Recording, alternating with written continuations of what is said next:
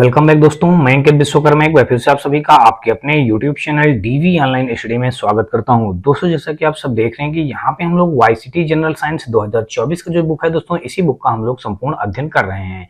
दोस्तों, इस बुक में आपको बता दूं कि बायोलॉजी पोर्शन हमने कंप्लीट सॉल्व कर लिया है या कंप्लीट पढ़ लिया है। अब दोस्तों जो पढ़ रहे हैं हम लोग इस समय पे फिजिक्स यानी कि भौतिक विज्ञान पढ़ रहे हैं।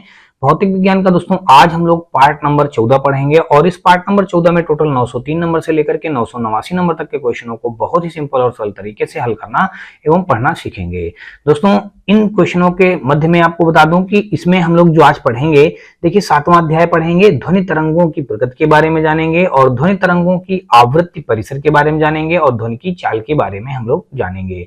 दोस्तों, अगर आपको इस वीडियो का कोई भी पार्ट थोड़ा सा भी पसंद आए तो आप हमारे वीडियो को लाइक करिएगा, अपने दोस्तों में ज्यादा से ज्यादा शेयर करिएगा और साथ में दोस्तों यदि चैनल पे पहली बार आए हो तो चैनल को सब्सक्राइब कर बेल घंटी जरूर दबा लीजिएगा। तो दोस्तों आपको बता दूं कि ऐसे ही आपको वीडियो हमारे इस चैनल पे रेलवे भर्ती से रिलेटेड सभी एग्जामों की प्रिपरेशन यहाँ पे करवाई जा रही है, सभी सब्जेक्टों की। और दोस्तों यहाँ पे सारे वही क्वेश्चन सॉल्व करवाए जा रहे हैं कि रेलवे भर्ती द्वारा पिछले कुछ वर्षों में जितने भी एग्जाम करवाए गए हैं उन्हीं सारे एग्जामों में पूछे गए प्रीवियस ईयर के क्वेश्चनों को दोस्तों यहाँ पे चैप्टर वाइज चैप्टर कह लीजिएगा या फिर दोस्तों अध्यायवार अध्याय यहाँ पे सॉल्व करवाया जा रहा है। चाहे वो दोस्तों साइंस हो, चाहे वो दोस्तों आपको जनरल अवेयरनेस हो, या फिर दोस्तों आपको बता दूं कि जीके जीएस का कोई पोर्शन हो, या फिर दोस्तों आपको बता दूं कि मैथ हो या रीजनिंग हो, यानी कि रेलवे भर्ती से रिलेटेड जितने भी क्वेश्चन पेपर हमें आते हैं, यानी कि जो भी क्वेश्चन दोस्तों यहाँ पे बनते हैं सभी सब्जेक्टों से रिलेटेड, उन्हीं सारे सब्जेक्टों के यहाँ पे प्रिपरेशन करवाई जा रही है। तो दोस्तों अगर आपको इस वीडियो का कोई भी पार्ट थोड़ा सा भी पसंद आए तो आप हमारी वीडियो को लाइक कर लीजिएगा और साथ में दोस्तों अपने दोस्तों में ज्यादा से ज्यादा शेयर कर दीजिएगा और चैनल पे यदि दोस्तों पहली बार विजिट कर रहे हैं तो चैनल को सब्सक्राइब कर बेल घंटी जरूर दबा लीजिएगा। और दोस्तों आप हमारे WhatsApp channel, Telegram channel, WhatsApp group से भी जुड़ सकते हैं। उन सभी का लिंक दोस्तों आपको हमारी इसी वीडियो के डिस्क्रिप्शन पे मिल जाएगा, जहां से आप लोग आसानी से जुड़ सकते हैं। ग्रुप में जुड़ने से दोस्तों आपको ढेरों प्रकार के बेनिफिट होंगे, जैसे कि दोस्तों आपको बता दो कि हर रोज का करंट अफेयर आपको हमारे ग्रुप में मिलता रहेगा। और बेनिफिट ये होगा दोस्तों, अगर आप हमारे ग्रुप से जुड़ते हैं और आपका कोई भी किसी भी प्रकार का कोई डाउट या डप्ट बच रहा हो या किसी भी सब्जेक्ट में, तो उन डप्टों को भेज करके हमसे यहाँ से क्लैरिफिकेशन यानी कि दोस्तों इनका सोल्यूशन भी प्राप्त कर सकते हैं। इसके साथ साथ दोस्तों आपको बता दूं कि क्लास नोट्स का ये हमसे पीडीएफ भी मिल जाएगा आपको वहीं से ग्रुप से हमारे। और दोस्तों आपको एक चीज और बता दूं कि किसी भी प्रकार की कोई भी बुक चाहिए अगर आपको, तो उन सभी बुकों का फ्री ऑफ कॉस्ट पीडीएफ भी आपको हमारे ग्रुप से मिल जाएगा। तो ये सारे बेनिफिट हैं दोस्तों आपको हमारे ग्रुप में जुड़ने से। तो कहीं ना कहीं दोस्तों आप लोग ज्यादा से ज्यादा संख्या में ग्रुप से भी जरूर जुड़े। तो आने वाले दोस्तों अपनी वैकेंसियों के लिए अपनी एक सीट सुनिश्चित करिएगा और हमारे सीरीज के साथ जरूर से जरूर जुड़िएगा। तो चलिए दोस्तों हम लोग स्टार्ट करते हैं। आज के अपना पहला क्वेश्चन देखते हैं और पहला क्वेश्चन दोस्तों देख लीजिएगा हमारा ये रहा। दोस्तों देख लीजिएगा, यहाँ पे हम पहला चैप्टर पढ़ने जा रहे हैं, यानी कि अध्याय यानी 7वां अध्याय का पहला पढ़ेंगे ध्वनि यानी साउंड के बारे में जानेंगे और यानी ध्वनि तरंगों की प्रकृति नेचर ऑफ साउंड वेव्स के बारे में हम लोग जानेंगे। पहला क्वेश्चन दोस्तों देख लीजिएगा, 903 नंबर दिया गया है। इस पे कहा गया है कि किसी ध्वनि तरंग की आवृत्ति v है और आवर्तकाल t के बीच क्या संबंध होता है। तो दोस्तों मैं आपको बता दूं, देख लीजिएगा यहाँ पे इसने जो बता रखा है, कह रहा आवृत्ति को क्या किससे डिनोट कर रहा है, कह रहा v से, और आवर्तकाल को दोस्तों t से डिनोट कर रहा है, के बीच क्या संबंध होगा। तो दोस्तों मैं आपको बता दूं कि आवृत्ति बटे होता है एक, आवृत्ति बराबर होता है 1 बटे ध्वनि की आवर्तकाल। देखिए यहाँ पे अगर देखा जाए तो फार्मूला हमारा इसका ये बनता है, आवृत्ति बराबर होता है 1 बटे ध्वनि का आवर्तकाल। यहाँ पे हम लिख देंगे ध्वनि का आवर्तकाल, आवर्त आगे लिख दीजिएगा दोस्तों काल। ठीक है भाई, ये इतनी सी बातें होती हैं। तो अब आप सब कुछ जानते ही हैं। देखिए आवृत्ति को n से डिनोट किया जाता है और आवर्तकाल को दोस्तों t से बता दिया गया, तो n बराबर 1 बटे हमारा क्या हो जाएगा, t हो जाएगा। ये दोस्तों देख लीजिए कहां पे दिया गया है, सी ऑप्शन दिया गया है। तो 903 का दोस्तों देखेंगे तो विकल्प नंबर हमारा सी के साथ क्वेश्चन राइट हो जाएगा। आगे हम लोग देखेंगे, देख लीजिएगा दूसरा क्वेश्चन यहाँ पे दिया गया है। इस पे कहा गया कि ध्वनि तरंगे डाट में यात्रा नहीं कर सकती हैं। ध्वनि तरंगे किस में यात्रा नहीं करते हैं, देखिए वायु में यात्रा नहीं करेंगी, पानी में यात्रा नहीं करेंगी, या फिर निर्वात में नहीं करेंगी, या फिर दोस्तों स्टील में नहीं करेंगी। तो ध्वनि तरंगे जो होती हैं दोस्तों वो हमारी निर्वात में यात्रा नहीं करती हैं। देखिए ध्वनि तरंगे जो होती हैं वो वायु में भी यात्रा कर लेती हैं, पानी में भी, स्टाइल में भी, लेकिन निर्वात, देखिए जो निर्वात शब्द लिखा इस पे वो यात्रा नहीं करेंगे। 904 का देखेंगे तो विकल्प नंबर हमारा सी के साथ क्वेश्चन राइट हो जाएगा। आगे हम लोग देखेंगे अगला क्वेश्चन, और यहाँ पे कहा गया है कि निम्नलिखित में से कौन सा असत्य है। देखिए असत्य बताना है यानी कि गलत वाला बताना है। ध्वनि तरंगे डाट तरंगे हैं देखिए कह रहा कौन सा कथन असत्य है, इनमें से ध्वनि तरंगे क्या है दोस्तों, ध्वनि तरंगे डॉट डॉट तरंगे हैं। देखिए पहला क्वेश्चन यहाँ पे दिया गया, पहला ऑप्शन में बताया गया दाब बताया गया, अनुदैर्घ्य बताया गया, विद्युत चुंबकीय बताया गया है। ध्वनि तरंगे विद्युत चुंबकीय तरंगे हैं नहीं। अब दोस्तों देख लीजिए इसका कहने का मतलब ध्वनि तरंगे या दाब तरंगे हैं या अनुदैर्घ्य तरंगे हैं या विद्युत चुंबकीय तरंगे हैं या यांत्रिक तरंगे हैं। देखिए मैं आपको बता दूं कि ध्वनि एक यांत्रिक तरंग है, ना कि विद्युत चुंबकीय तरंग। ध्वनि के संचरण के लिए माध्यम की जरूरत होती है, इसलिए ध्वनि का एक यांत्रिक तरंग है। ध्वनि का संचरण वायु अथवा गैसों में केवल अनुदैर्घ्य तरंगों के रूप में होता है, जबकि ठोसों एवं द्रवों में अनुप्रस्थ तथा अनुदैर्घ्य दोनों प्रकार की तरंगों द्वारा ध्वनि ऊर्जा का संचरण संभव होता है। तो दोस्तों मैं आपको बता दूं यहाँ पे अगर देखा जाए निम्नलिखित में से कौन सा असत्य है, असत्य पूछा है तो ध्वनि तरंगे देखिए दाब तरंगे भी होती हैं, ध्वनि तरंगे अनुदैर्घ्य तरंगे भी होती हैं, ध्वनि तरंगे हमारी यांत्रिक तरंगे भी होती हैं, लेकिन विद्युत चुंबकीय ध्वनि तरंगे विद्युत चुंबकीय तरंगे नहीं होती हैं। तो यहाँ पे असत्य हो जाएगा, विकल्प नंबर हमारा सी के साथ क्वेश्चन राइट हो जाएगा। आगे दोस्तों देख लीजिएगा, इस पे कहा गया है कि निम्नलिखित में से कौन सा ध्वनि तरंगों की विशेषता नहीं है। ध्वनि तरंगों की विशेषता कह रहा है इनमें से कौन सा नहीं है। देखिए आयाम जो है हमारा वो ध्वनि तरंग की विशेषता नहीं होगा, समय अवधि और आवृत्ति हमारा नहीं है, गति नहीं है, या फिर दोस्तों घनत्व नहीं है। निम्नलिखित में से कौन सा ध्वनि तरंग की विशेषता नहीं है, आयाम, समय अवधि और आवृत्ति, गति या फिर दोस्तों घनत्व। तो दोस्तों मैं आपको बता दूं कि देखिए ध्वनि तरंग की जो विशेषता होती है वो नहीं है कह रहा है। तो ध्वनि तरंग की विशेषता जो होती है पहले वो जान लीजिएगा। देखिए ध्वनि तरंग की विशेषता के अंतर्गत हमारा आयाम भी आ जाएगा, ये ध्वनि तरंग की विशेषता के अंतर्गत आता है। समय अवधि और आवृत्ति भी हमारी ध्वनि तरंग की एक प्रकार की विशेषता ही है, और गति भी हमारी ध्वनि तरंग की विशेषता ही है। और जो विशेषता नहीं है ध्वनि तरंग की तो वो हो जाएगा घनत्व। तो यहाँ पे वही पूछा है कि ध्वनि तरंग की जो विशेषता ना हो उसका बताइए। तो यहाँ देखिए नहीं बता दिया गया ना, तो नहीं वाला कौन सा है हमारा घनत्व, यानी कि डी ऑप्शन। तो विकल्प नंबर दोस्तों देखेंगे तो यहाँ पे डी के साथ क्वेश्चन राइट हो जाएगा। दोस्तों मैं आपको बता दूं कि वायु में ध्वनि तरंगे अनुदैर्घ्य यांत्रिक तरंगे होती हैं।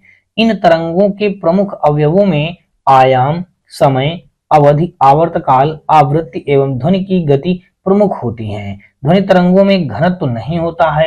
वायु में ध्वनि तरंगों की गति लगभग 332 मीटर प्रति सेकंड होता है। तो ये सारी चीजें हैं दोस्तों। तो यहाँ पे 906 का अगर देखेंगे तो विकल्प नंबर हमारा डी के साथ क्वेश्चन राइट हो जाएगा। आगे दोस्तों देख लीजिएगा 906 के बाद हम लोग देखेंगे 907 नंबर, और इस पे कहा है कि ध्वनि तरंगे डॉट डॉट तरंगे होती हैं। अब देख लीजिएगा अभी भी बताया गया कि ध्वनि तरंगे डॉट डॉट तरंगे होती हैं। देखिए ध्वनि तरंगे विद्युत चुंबकीय तरंगे नहीं होती हैं, और अनुप्रस्थ या ट्रांसवर्स भी नहीं होती हैं, सुपर तरंगे भी नहीं होती हैं। ध्वनि तरंगे जो होती हैं वो यांत्रिक तरंगे होती हैं। तो यहाँ पे जो दिया गया है विकल्प नंबर डी, तो यहाँ पे विकल्प नंबर डी के साथ ये क्वेश्चन हमारा क्या हो जाएगा, राइट हो जाएगा। अभी आप पीछे क्वेश्चन में इसको पढ़ चुके हैं, ध्वनि तरंगे यांत्रिक तरंगे होती हैं। तो 907 का देखेंगे तो विकल्प नंबर हमारा डी के साथ क्वेश्चन राइट हो जाएगा। आगे दोस्तों देख लीजिएगा 907 के बाद हम लोग देखेंगे 908 नंबर, और इस पे हमारा दिया गया है, कहा गया है कि ध्वनि तरंग का आयाम किस पर निर्भर करता है, वस्तु का ताप पर, वस्तु की सामग्री पर, वस्तु की गुणवत्ता पर, वस्तु को कंपन कराने के लिए प्रयुक्त बल पर। ध्वनि तरंग का आयाम किस पर निर्भर करता है। अब देखिए ध्वनि तरंग का जो आयाम है कह रहा किस पर निर्भर करता है, तो ध्वनि तरंग का आयाम जो होता है कह रहा वस्तु के ताप पर निर्भर करता है, तो ये गलत बात कही गई है। वस्तु की सामग्री पर, ये भी सही नहीं है। वस्तु की गुणवत्ता पर, ये भी सही नहीं है। वस्तु को कंपन कराने के लिए प्रयुक्त बल पर, ये हमारा सही है। वस्तु को कंपन कराने वाले प्रयुक्त बल पर निर्भर करता है। 908 का विकल्प नंबर हमारा डी के साथ क्वेश्चन राइट हो जाएगा। आगे दोस्तों देख लीजिएगा 908 के बाद हम लोग देखेंगे 909 नंबर, और यहाँ पे दोस्तों अगर आप देखेंगे तो देख लीजिएगा दिया ये गया है, कहा गया किस भौतिक वैज्ञानिक के सम्मान में ध्वनि की आवृत्ति के SI मात्रा को नाम दिया गया है। किस भौतिक वैज्ञानिक के सम्मान में ध्वनि की आवृत्ति के SI मात्रा का नाम दिया गया है। Werner Karl Heisenberg, Heinrich Rudolf Hertz, Albert Einstein, JC Maxwell. तो दोस्तों मैं आपको बता दूं कि यहाँ पे जो ये हो जाएगा हेनरिक रुडोल्फ हर्ट्ज दिया गया है, बी ऑप्शन, यही इस क्वेश्चन का राइट आंसर बन जाएगा। आगे दोस्तों देख लीजिएगा, इन्हीं के नाम पर दोस्तों क्या किया गया है कि आवृत्ति के एसआई मात्रक का नाम दिया गया है। तो ये है हेनरिक रुडोल्फ हर्ट्ज। ये विकल्प नंबर हमारा बी पे दिया गया है, यही हमारा इस क्वेश्चन का राइट आंसर हो जाएगा। ये दोस्तों कहाँ के वैज्ञानिक थे? ये जर्मनी के वैज्ञानिक हैं और ये हेनरिक रुडोल्फ हर्ट्ज ने दोस्तों 1857 से 1894 जर्मनी के एक भौतिक वैज्ञानिक थे। इन्होंने 86 से 88 के बीच विद्युत चुंबकीय तरंगों की खोज के साथ रेडियो, टेलीविजन और राडार विकास का रास्ता खोला। तो दोस्तों यही सब इनके बारे में है और इन्हीं के नाम पर देखिए यहाँ पे जो हेनरिक रुडोल्फ हर्ट्ज दिया गया है, इन्हीं के इस वजह से दोस्तों इन्हीं के नाम पर आवृत्ति का एसआई मात्रक दोस्तों हर्ट्ज रखा गया है। ठीक है ना, आवृत्ति का एसआई मात्रक दोस्तों क्या है? हर्ट्ज। तो किनके नाम पर? हेनरिक रुडोल्फ हर्ट्ज यहाँ पे जो दिया गया है। विकल्प नंबर हमारा यहाँ पे बी के साथ एक क्वेश्चन राइट हो जाएगा। आगे दोस्तों देख लीजिएगा, यहाँ पे हमारा कुल मिलाकर के 909 का विकल्प नंबर हमारा बी के साथ क्वेश्चन राइट हो जाएगा। ये कहाँ के वैज्ञानिक थे? ये जर्मनी के भौतिक शास्त्री थे, यानी जर्मनी के भौतिक वैज्ञानिक थे, भौतिकी वैज्ञानिक थे। ठीक है भाई, आगे दोस्तों देख लीजिएगा, 909 के बाद हम लोग देखेंगे 910 नंबर और इस पे हमारा कहा गया है कि निम्न में से कौन सा माध्यम के घनत्व में किसी ध्वनि तरंग के एक संपूर्ण दोलन में लगने वाला समय है? निम्न में से कौन सा माध्यम के घनत्व में किसी ध्वनि तरंग के एक संपूर्ण दोलन में लगने वाला समय है?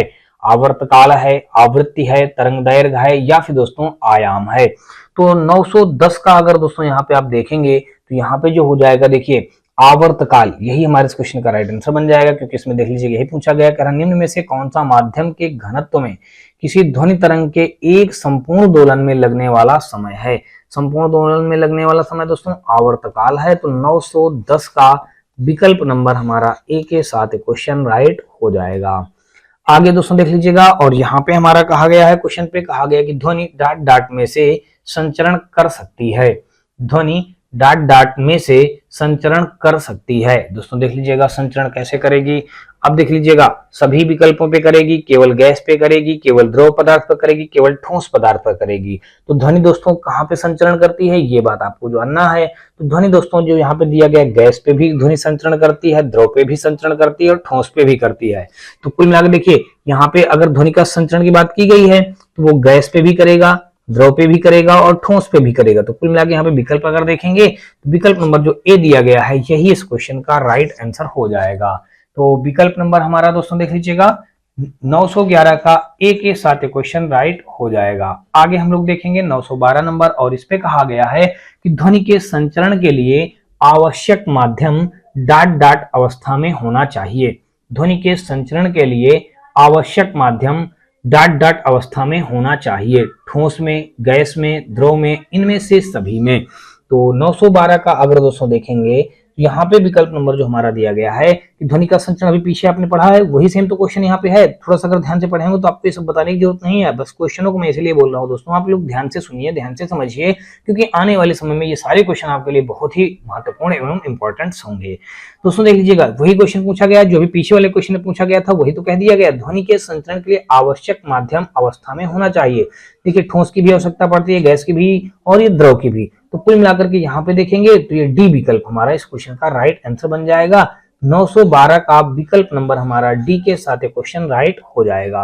आगे दोस्तों देख लीजिएगा ध्वनि गमन नहीं कर सकती है। तो देखिए ध्वनि गमन नहीं कर सकती है, किसमें गमन नहीं कर सकती? द्रव, ठोस और हवा में कर सकती है, लेकिन निर्वात में नहीं कर सकती है। तो 913 का देखेंगे तो विकल्प नंबर हमारा यहाँ पे क्या हो जाएगा? डी के साथ क्वेश्चन राइट हो जाएगा। अभी यही क्वेश्चन आप पीछे इसी में 10-12 क्वेश्चन जो आपने पढ़े हैं इसी में एक क्वेश्चन मैंने बता के रखा है कि ध्वनि गमन नहीं करता है, ठोस में भी गमन कर लेगा, द्रव में भी, हवा में भी, और लेकिन निर्वात में गमन नहीं करता है। तो ये विकल्प नंबर डी के साथ क्वेश्चन हमारा राइट हो जाएगा। 914 का देखेंगे तो यहाँ पे कहा है कि नर्म और छिद्र युक्त सतहों का उपयोग करके शोर को अवशोषित करने के लिए तकनीक का प्रयोग किया जाता है। ध्वनिक सुरक्षा, श्रव्य सुरक्षा, अपवर्तन, अवशोषण। तो यहाँ पे नर्म और छिद्र युक्त सतहों का उपयोग करके शोर को अवशोषित करने के लिए तकनीक का प्रयोग किया जाता है। तो ध्वनिक सुरक्षा का, श्रव्य सुरक्षा का, अपवर्तन का या फिर दोस्तों अवशोषण का। तो यहाँ पे अगर दोस्तों ध्यान से देखेंगे तो इस क्वेश्चन का जो राइट आंसर हो जाएगा नर्म और छिद्रयुक्त सतहों का उपयोग करके शोर को अवशोषित करने के लिए ध्वनिक सुरक्षा तकनीक का प्रयोग किया जाता है। तो ध्वनिक सुरक्षा का उपयोग करने के लिए दोस्तों देख लीजिए, नर्म और छिद्रयुक्त सतहों का उपयोग करके शोर को अवशोषित करने के लिए तकनीकी का प्रयोग किया जाता है, तो ध्वनिक सुरक्षा तकनीकी का प्रयोग किया जाता है। ये दिया गया है विकल्प नंबर ए पे, तो 914 का विकल्प नंबर हमारा ए के साथ क्वेश्चन राइट हो जाएगा। आगे हम लोग देखेंगे 915 नंबर, और यहाँ पे दोस्तों देख लीजिएगा कहा गया है कि ध्वनि डाट डाट के कारण उत्पन्न होती है। अपवर्तन के कारण ध्वनि उत्पन्न होती है, या कंपन के कारण, या प्रतिबिंब के कारण, या फिर दोस्तों घूर्णन के कारण। तो दोस्तों मैं आपको बता दूं कि ध्वनि ऊर्जा का एक रूप है जो कंपन या विक्षोभ के कारण पैदा होती है। ध्वनि जो होती है दोस्तों, ये कंपन या विक्षोभ के कारण उत्पन्न होती है। ये कंपन शब्द यहाँ पे हमारा जो दिया गया है, यही इस क्वेश्चन का राइट आंसर हो जाएगा। अगला हम लोग देखेंगे, अगला दोस्तों देख लीजिएगा यहाँ पे दिया ये गया है 916 नंबर, और इस पे कहा है कि निम्नलिखित की विभिन्नता के कारण संपीडन और विरलीकरण उत्पन्न होते हैं। करा निम्नलिखित की भिन्नता के कारण संपीडन और विरलीकरण उत्पन्न होते हैं। किरण का अपवर्तन यानी रिफ्रैक्शन के कारण, तापमान में अंतर के कारण, हवा का दबाव के कारण, या चुंबकीय अंतर के कारण। तो यहाँ पे अगर आप देखेंगे तो निम्नलिखित की भिन्नता के कारण संपीडन और विरलीकरण उत्पन्न होता है हवा का दबाव के कारण। यहाँ पे देखेंगे तो 916 का विकल्प नंबर हमारा सी के साथ क्वेश्चन राइट हो जाएगा, हवा का दबाव के कारण। आगे दोस्तों देख लीजिएगा 917 नंबर, और इस पे कहा गया है कि ध्वनि की तीव्रता मापी जाती है। देखिए ध्वनि की तीव्रता आप किसमें मापते हैं, देखिए ये सब बच्चे जानते हैं, रिएक्टर स्केल पे तो नहीं मापा जाता, टेस्ला पे मापा जाता नहीं, डेसिबल पे या हर्ट्ज पे। तो दोस्तों डेसिबल पे मापा जाता है, ध्वनि की तीव्रता को हम डेसिबल पे मापते हैं, सभी बच्चे को पता है।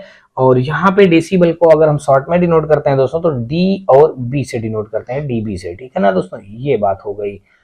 तो ध्वनि की तीव्रता मापी जाती है दोस्तों डेसिबल यानी कि डीबी से, यानी कि रिएक्टर स्केल से दोस्तों आप जानते हैं इससे क्या मापा जाता है, और इसके बाद टेस्ला से भी और हर्ट्ज से भी। तो यहाँ पे हमारा ध्वनि की तीव्रता मापने की बात कही गई है, तो 917 का विकल्प नंबर हमारा सी के साथ क्वेश्चन राइट हो जाएगा। आगे हम लोग देखेंगे 917 के बाद हम लोग देखेंगे 918 नंबर, और यहाँ पे कहा है कि ध्वनि तरंग की आवृत्ति मापने की मानक इकाई डाट डाट है।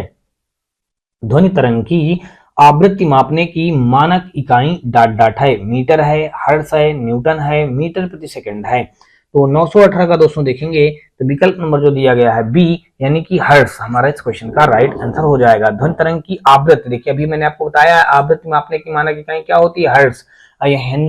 हेनरिक करके एक वैज्ञानिक है, हेनरिक हर्ट्ज है, यानी कि हेनरिक रुडोल्फ हर्ट्ज इनका पूरा नाम था, तो उन्हीं के नाम पर ये आवृत्ति की इकाई एसआई इकाई मानी गई है हर्ट्ज। हेनरिक रुडोल्फ हर्ट्ज के नाम पर इसकी मतलब एसआई इकाई का नाम पड़ा है आवृत्ति का, ठीक है। तो हर्ट्ज हमारे इस क्वेश्चन का राइट आंसर हो जाएगा। तो 918 का दोस्तों विकल्प नंबर हमारा बी के साथ क्वेश्चन राइट हो जाएगा।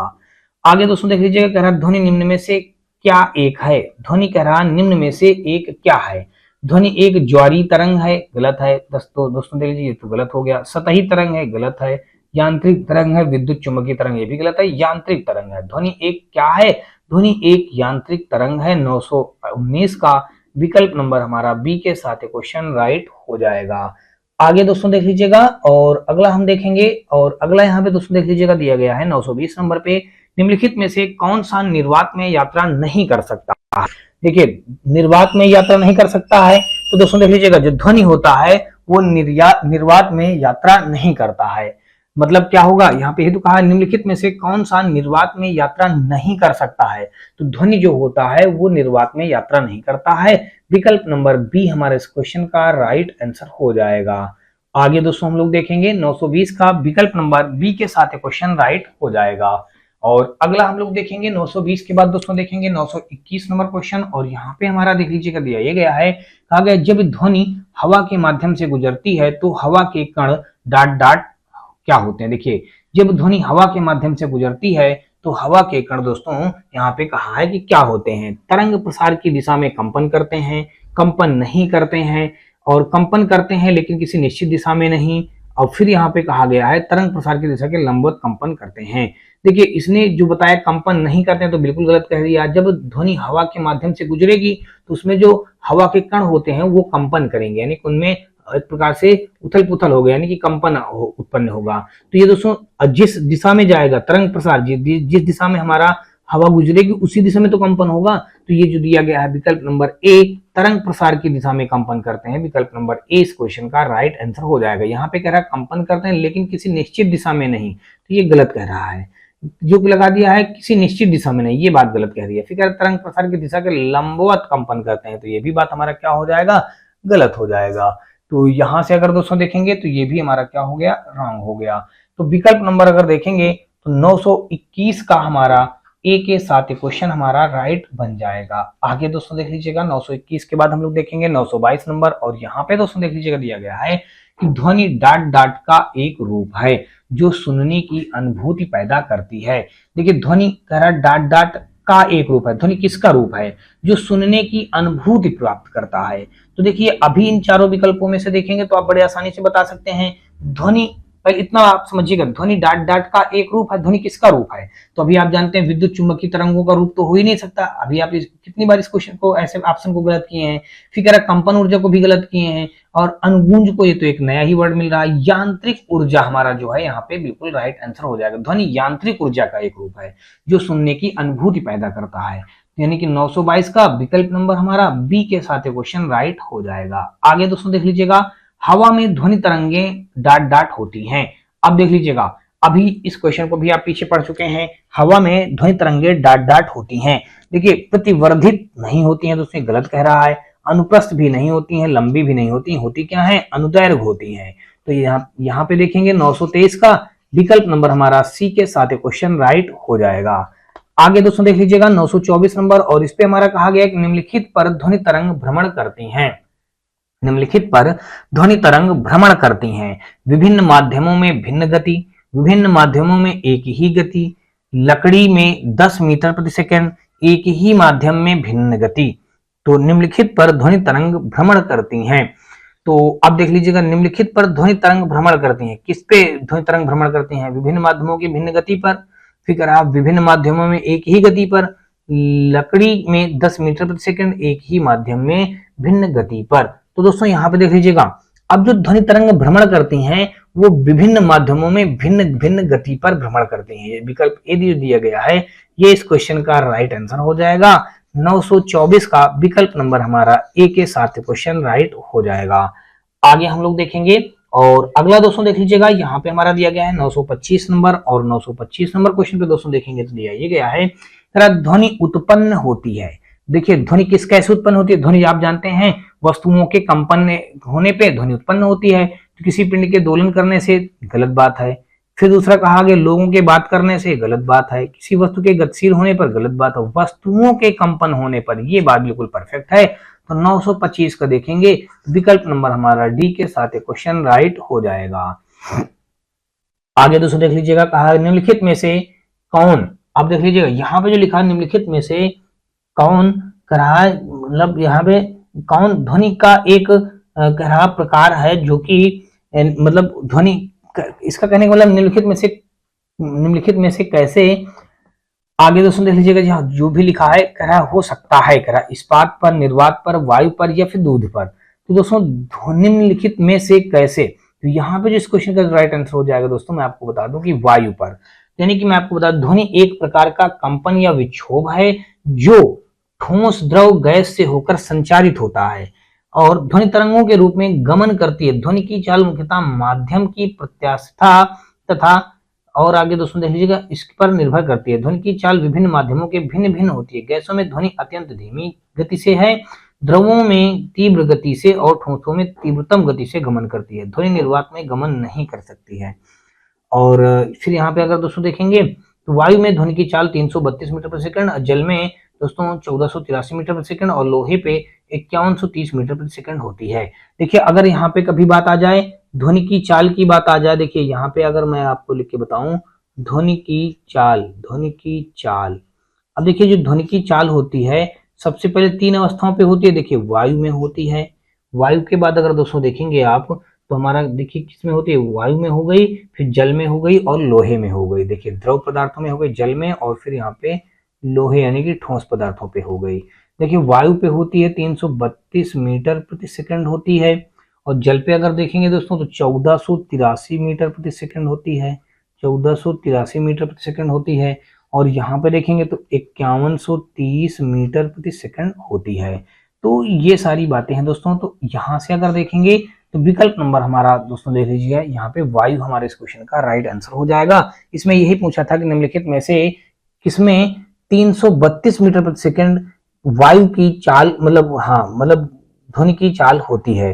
दोस्तों ये वायु में होती है ध्वनि की चाल इतना, तो यहाँ पे हमारा हो जाएगा 926 का विकल्प नंबर हमारा सी के साथ क्वेश्चन राइट हो जाएगा। आगे दोस्तों देख लीजिएगा 926 का विकल्प नंबर सी के साथ राइट हो गया। और आगे देखेंगे 927 नंबर, और इस पे कहा गया है कि ध्वनि तरंगों के संबंध में निम्नलिखित में से कौन सा कथन सही नहीं है। ध्वनि तरंगों के संबंध में निम्नलिखित में से कौन सा कथन सही नहीं है। ये 330 से 350 मीटर प्रति सेकंड की रफ्तार से यात्रा करती हैं। ये मैकेनिकल तरंगे हैं। इन्हें यात्रा करने के लिए किसी प्रकार के माध्यम की आवश्यकता नहीं होती है और ये लंबी दूरी तक यात्रा नहीं कर सकते हैं। इसलिए बताया कि ध्वनि तरंगों के संबंध में निम्नलिखित में से कौन सा कथन सत्य नहीं है, यानी कि असत्य कथन हमको बताना है कि इनमें से कौन सा कथन असत्य है। तो दोस्तों मैं आपको बता दूं, देखिए ये 330 से 350 मीटर प्रति सेकंड की रफ्तार से यात्रा करती हैं, तो बात ठीक है। ये मैकेनिकल तरंगे हैं, ठीक है। इन्हें यात्रा करने के लिए किसी प्रकार के माध्यम की आवश्यकता नहीं है। ये बात यहाँ पे हमारा क्या हो जाएगा, सही नहीं होगा, मतलब ये हमारा गलत हो जाएगा। जब ये हमारा गलत है और ये बाकी देख लीजिएगा, ये भी सत्य है, ये भी सत्य है। ये मैकेनिकल तरंगे हैं, ये इतने सेकंड की रफ्तार से करती हैं, ये लंबी दूरी यात्रा नहीं कर सकती हैं। ये जो गलत है, सी वाला गलत हो जाएगा। विकल्प नंबर दोस्तों देखेंगे तो 927 का हमारा सी के साथ क्वेश्चन राइट हो जाएगा। ध्वनि तरंगों के संबंध में इन्हें यात्रा करने के लिए किसी प्रकार के माध्यम की आवश्यकता नहीं होती है, तो ये हमारा दोस्तों जो हो जाएगा कथन सही नहीं होगा। तो ये विकल्प नंबर सी के साथ हमारा ये क्वेश्चन राइट हो जाएगा। आगे दोस्तों देख लीजिएगा 927 के बाद हम लोग देखेंगे 928 नंबर, और इस पे कहा है कि ध्वनि संचरण के समय माध्यम में कणों के उच्च घनत्व का क्षेत्र कहलाता है। ध्वनि संचरण के समय बताया गया, ध्वनि संचरण के समय माध्यम में कणों के उच्च घनत्व का क्षेत्र कहलाता है। अपवर्तन कहलाएगा, प्रतिध्वनि कहलाएगा, कंपन कहलाएगा, संपीड़न कहलाएगा। तो दोस्तों मैं आपको बता दूं कि ध्वनि संचरण के समय माध्यम में कणों के उच्च घनत्व का क्षेत्र संपीड़न कहलाएगा। विकल्प नंबर हमारा डी 928 का विकल्प नंबर डी के साथ क्वेश्चन राइट हो जाएगा। आगे दोस्तों देख लीजिएगा, और अगला क्वेश्चन हम लोग देखेंगे 928 के बाद हम लोग देखेंगे 929 नंबर, और इस पे कहा गया है कि ध्वनि तरंगों की आवृत्ति या परिसर, यानी कि हम लोग नया अब यहाँ पे एक प्रकार से नया अध्याय पढ़ेंगे, यानी सेकंड 7वें का सेकंड चैप्टर पढ़ेंगे। दोस्तों यहाँ पे बताया गया है कि frequency range of sound waves के बारे में हम लोग पढ़ेंगे, यानी कि ध्वनि तरंगों की आवृत्ति और परिसर के बारे में पढ़ेंगे। दोस्तों देख लीजिएगा, यहाँ पे कहा है कि मनुष्यों के लिए ध्वनि का श्रव्य परास लगभग तक होता है। ध्वनि का देख लीजिएगा, बात पहले समझिएगा ध्यान से। मनुष्यों में जो ध्वनि सुनने की जो क्षमता होती है वो कहां से कितने से लेकर के कितने तक की होती है। तो दोस्तों आपको बता दूं कि मनुष्यों में जो सुनने की क्षमता होती है ध्वनि तरंग का, तो 20 हर्ट्ज से लेकर के 20,000 हर्ट्ज तक होता है। ये हमारा दिया गया है विकल्प नंबर डी, ये हो जाएगा 929 का विकल्प नंबर हमारा डी के साथ क्वेश्चन राइट हो जाएगा। अब दोस्तों देख लीजिएगा, ये तो हो गई इतनी सी बात। अब ये बातें आपको समझ में आ चुकी होंगी। और आगे दोस्तों देख लीजिएगा, मैं आपको बता दूं कि अब अगला क्वेश्चन हम लोग देखेंगे। देखिए ये मौजूद है हमारा डी विकल्प पे, तो डी हमारा इस क्वेश्चन का राइट आंसर हो जाएगा। आगे दोस्तों देख लीजिएगा, यहाँ पे हमारा कहा गया है कि निम्न में से कौन सा ग्रीक अक्षर तरंग दैर्घ्य को निरूपित करता है। देखिए ग्रीक अक्षर तरंग दैर्घ्य को निरूपित करता है लेम्डा। लेम्डा को हम इस प्रकार व्यवस्थित करते हैं लेम्डा, तो ये हम इसको क्या बोलेंगे, लैम्डा बोलेंगे, लैम्डा। तो लैम्डा दोस्तों देख लीजिएगा दिया गया है सी ऑप्शन पे, तो विकल्प नंबर 930 का सी के साथ क्वेश्चन राइट हो जाएगा। आगे दोस्तों देख लीजिएगा 930 के बाद हम लोग देखेंगे 931 नंबर, और 931 नंबर क्वेश्चन पे दोस्तों देख लीजिएगा दिया गया है, कहा गया कि बिल्कुल मंद श्रव्य ध्वनि का तीव्रता स्तर क्या होता है। बिल्कुल मंद श्रव्य ध्वनि का तीव्रता स्तर दोस्तों कह रहा कितना होता है, तो ये दोस्तों देख लीजिएगा 100 डेसिबल होता है, 0 डेसिबल होता है, 10 डेसिबल होता है या 25 डेसिबल होता है। तो बिल्कुल मंद श्रव्य ध्वनि की तीव्रता स्तर क्या होता है, तो ये हमारा 0 डेसिबल होता है। 931 का दोस्तों देखेंगे तो विकल्प नंबर यहाँ पे हमारा बी के साथ क्वेश्चन राइट हो जाएगा। यानी कि बिल्कुल मंद श्रव्य ध्वनि का तीव्रता स्तर क्या होता है, तो वो 0 डेसिबल होता है। विकल्प नंबर बी के साथ क्वेश्चन राइट हो जाएगा। और अगला हम लोग देखेंगे दोस्तों, देख लीजिएगा 931 के बाद हम लोग देखेंगे 932 नंबर, और यहाँ पे हमारा कहा गया है कि अल्ट्रासोनिक तरंगों की आवृत्ति कितनी होती है। बात पहले समझिएगा, यहाँ पे कहा है अल्ट्रासोनिक तरंगों की आवृत्ति कितनी होती है। 20 हर्ट्ज से लेकर के 20 किलो हर्ट्ज तक होती है, 20 हर्ट्ज से कम होती है, 20 किलो हर्ट्ज से ज्यादा होती है, कोई भी बैंड विड्थ निर्धारित नहीं है। तो यहाँ पे जो बताया गया अल्ट्रासोनिक तरंगों की बात की गई है, तो अल्ट्रासोनिक तरंगों की आवृत्ति दोस्तों कितनी होती है, वो हो जाएगी दोस्तों 20 किलो हर्ट्ज से ज्यादा होती है। विकल्प नंबर यहाँ पे देखेंगे तो सी के साथ ये क्वेश्चन हमारा राइट हो जाएगा। विकल्प नंबर सी के साथ ये क्वेश्चन बिल्कुल राइट बन जाएगा। और अगला हम लोग देखेंगे दोस्तों, देख लीजिएगा यहाँ पे 932 के बाद हम लोग देखेंगे 933 नंबर क्वेश्चन, और यहाँ पे कहा है कि मनुष्यों के लिए ध्वनि की श्रव्य सीमा लगभग तक होती है। देख लीजिएगा ये क्वेश्चन अभी आपने स्टार्टिंग में ही पहला ही क्वेश्चन पढ़ा है, और यहां से अगर दोस्तों देखेंगे तो अब दोस्तों देख लीजिएगा यही क्वेश्चन कितनी बार हमारा पूछा गया और कितना इंपॉर्टेंट क्वेश्चन है, और कई बार क्वेश्चन पूछा गया है पेपर में। देख लीजिएगा रेलवे ग्रुप डी में 3 बार तो पूछा गया है यहीं पे, और पीछे क्वेश्चन भी पूछा जा चुका है। यहाँ पे कहा है कि मनुष्यों के लिए ध्वनि की श्रव्य सीमा लगभग कितनी होती है। तो अभी आपने पढ़ा है कितनी होती है दोस्तों, 20 हर्ट्ज से लेकर के मनुष्यों में श्रव्य सुनने की जो क्षमता होती है 20 हर्ट्ज से लेकर के 20,000 हर्ट्ज तक होता है। ये दिया गया है सी। तो यहाँ पे दोस्तों कुल मिलाकर के विकल्प नंबर हमारा कौन सा राइट हो जाएगा दोस्तों, यहाँ पे विकल्प नंबर 20 हर्ट्ज से लेकर के 20,000 हर्ट्ज दिया गया सी ऑप्शन पे। तो 933 का दोस्तों विकल्प नंबर हमारा सी के साथ क्वेश्चन राइट हो जाएगा। तो कुल मिलाकर के कितना हर्ट्ज हो गया, 20 हर्ट्ज से लेकर के दोस्तों 20,000 हर्ट्ज हमारा इस क्वेश्चन का राइट आंसर बन जाएगा। अगला क्वेश्चन दोस्तों देख लीजिएगा, अगला हमारा दिया गया है मानव कान की सामान्य श्रव्य सीमा क्या है। देखिए वही चीज पूछा है कि मानव कान की सामान्य श्रव्य सीमा क्या है। सामान्य श्रव्य सीमा पूछा गया है, तो वही दोस्तों देख लीजिएगा अभी अभी आपने जो पीछे क्वेश्चन पढ़ा है, तो बात वही तो है ना, मनुष्यों क्या सुनने की बात की जाए, यानी कि 20 हर्ट्ज से लेकर के 20,000 हर्ट्ज तक होती है। तो देखिए 20,000 हर्ट्ज, यहाँ पे HZ हो जाएगा। इसी को चाहे आप इस प्रकार से लिख दीजिएगा, 20,000 हर्ट्ज से आप यहाँ पे लिख देंगे 20K हर्ट्ज। देखिए 20K का मतलब होता है दोस्तों देख लीजिएगा, जहां K बराबर होता है 1000, ठीक है। जब K बराबर किसको, K को क्या मानेंगे 1000। ये दिया गया है विकल्प नंबर डी पे। तो विकल्प नंबर हमारा दोस्तों देखेंगे 934 का डी के साथ क्वेश्चन राइट हो जाएगा। आगे हम लोग देखेंगे 934 के बाद दोस्तों देखेंगे 935 नंबर, और इसमें कहा गया है मनुष्य बहुत ऊंची ध्वनि सहन नहीं कर सकता है, वह उच्चतम ध्वनि स्तर क्या है जो मनुष्य सहन कर सकता है। देखिए मनुष्य कितने डेसिबल तक ध्वनि को अपने कानों से मतलब अपने सहन कर सकता है या सुन सकता है, आप ये समझ लीजिएगा। मनुष्य बहुत ऊंची ध्वनि सहन नहीं कर सकता है, वह उच्चतम ध्वनि स्तर क्या है जो मनुष्य सहन कर सकता है। तो दोस्तों मैं आपको बता दूं कि विश्व स्वास्थ्य संगठन WHO के अनुसार 45 dB ध्वनि मनुष्य के लिए सर्वोत्तम होती है, और WHO ने इसे 75 dB से ऊपर की ध्वनि को मानव स्वास्थ्य के लिए हानिकारक माना है, और 85 dB से अधिक ध्वनि मनुष्य को बहरा व 150 dB की ध्वनि मनुष्य को पागल बना देती है, ठीक है ना। देखिए तो यहाँ पे अगर हम देखेंगे तो मनुष्य जो है यानी कि 80 डेसिबल तक अगर वो सुनेगा तो वो उसके मतलब सीमित में रहेगा। तो मैं आपको बता दूं, देख लीजिएगा यानी कि WHO के अनुसार, देखिए पहला पॉइंट अगर देखेंगे, देखिए WHO के अनुसार अगर मनुष्य कितना सुनता है 45 dB, देखिए 45 डेसिबल तक है, तो क्या होता है वो सर्वोत्तम होता है। क्या होता है दोस्तों, सर्वोत्तम कहलाएगा, सर्वोत्तम। तो यहाँ पे हमने दोस्तों लिख दिया दोस्तों सर्वोत्तम लिख दिया, ठीक है भाई, यहाँ पे हमने लिख दिया सर्वोत्तम लिख दिया। अच्छा ये बात हो गई, सर्वोत्तम हो गया। अब आगे देख लीजिएगा, फिर आगे कहा गया है दूसरा पॉइंट अगर आप देखेंगे तो देखिए 45 dB तक मनुष्य के लिए सर्वोत्तम होगा, और 75 dB से ऊपर ध्वनि को मनुष्य मानव के लिए हानिकारक माना जाता है। देखिए अब अगर यहाँ पे 75 डेसिबल के ऊपर अगर ऊपर जा रहा है तो वो मतलब हानिकारक होता है, एक प्रकार से मनुष्य के लिए हानिकारक होता है। क्या होता है दोस्तों, हानिकारक हो जाएगा। अच्छा ये हो गया।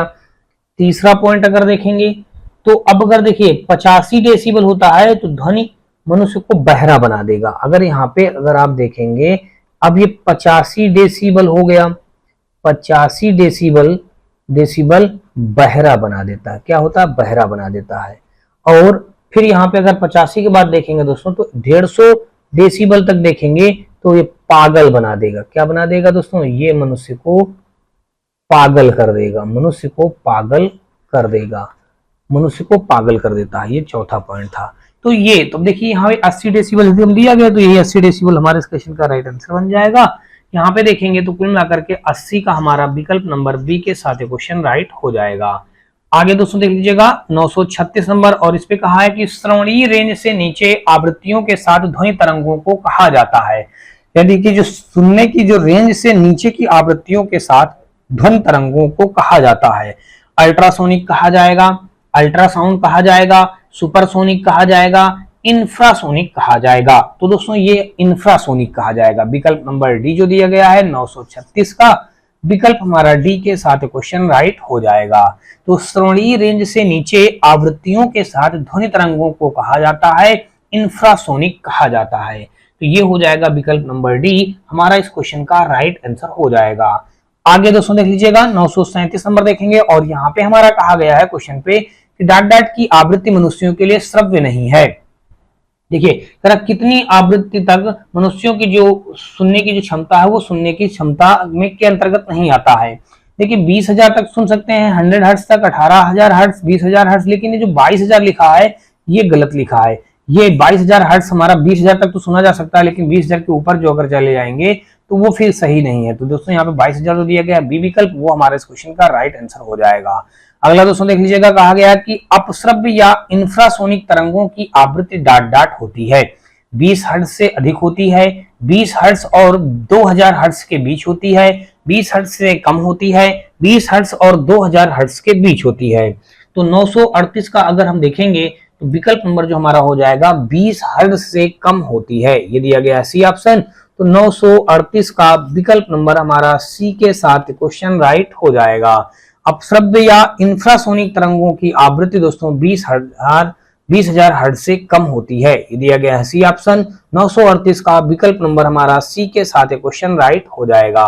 939 देखेंगे, और इस पे कहा है कि एक ध्वनि तरंग की गति 340 मीटर प्रति सेकंड है। यदि इसकी तरंग दैर्घ्य 2 सेंटीमीटर है तो तरंग की आवृत्ति क्या है? देखिए 17,000 हर्ट्ज, 170 हर्ट्ज, या यहाँ पे देखेंगे 1,70,000 हर्ट्ज, या दोस्तों 1700 हर्ट्ज। तो ये दोस्तों जो दिया गया है 939 का, अगर यहाँ से अगर इसको देखेंगे, देखिए इसने सब कुछ बता रखा है। एक ध्वनि की तरंग की गति दे रखा है 340 मीटर प्रति सेकंड दे रखा है। तो ये दोस्तों देख लीजिएगा, ये जो एक प्रकार से v दे रखा है 340 मीटर प्रति सेकंड दे रखा है। फिर उसके बाद दोस्तों देखेंगे, अब देखिए तरंग दैर्घ्य कितना बता रखा है, तरंग दैर्घ्य यानी लेमडा बता रखा है दोस्तों 2 सेंटीमीटर बता रखा है। अब देखिए 2 सेंटीमीटर को अगर हम इसको मीटर में कन्वर्ट करेंगे तो 2 बटे हो जाएगा हमारा 100 हो जाएगा, देन क्या बन जाएगा 0.02 मीटर बन जाएगा, 0.02 मीटर हो गया। ठीक है भाई।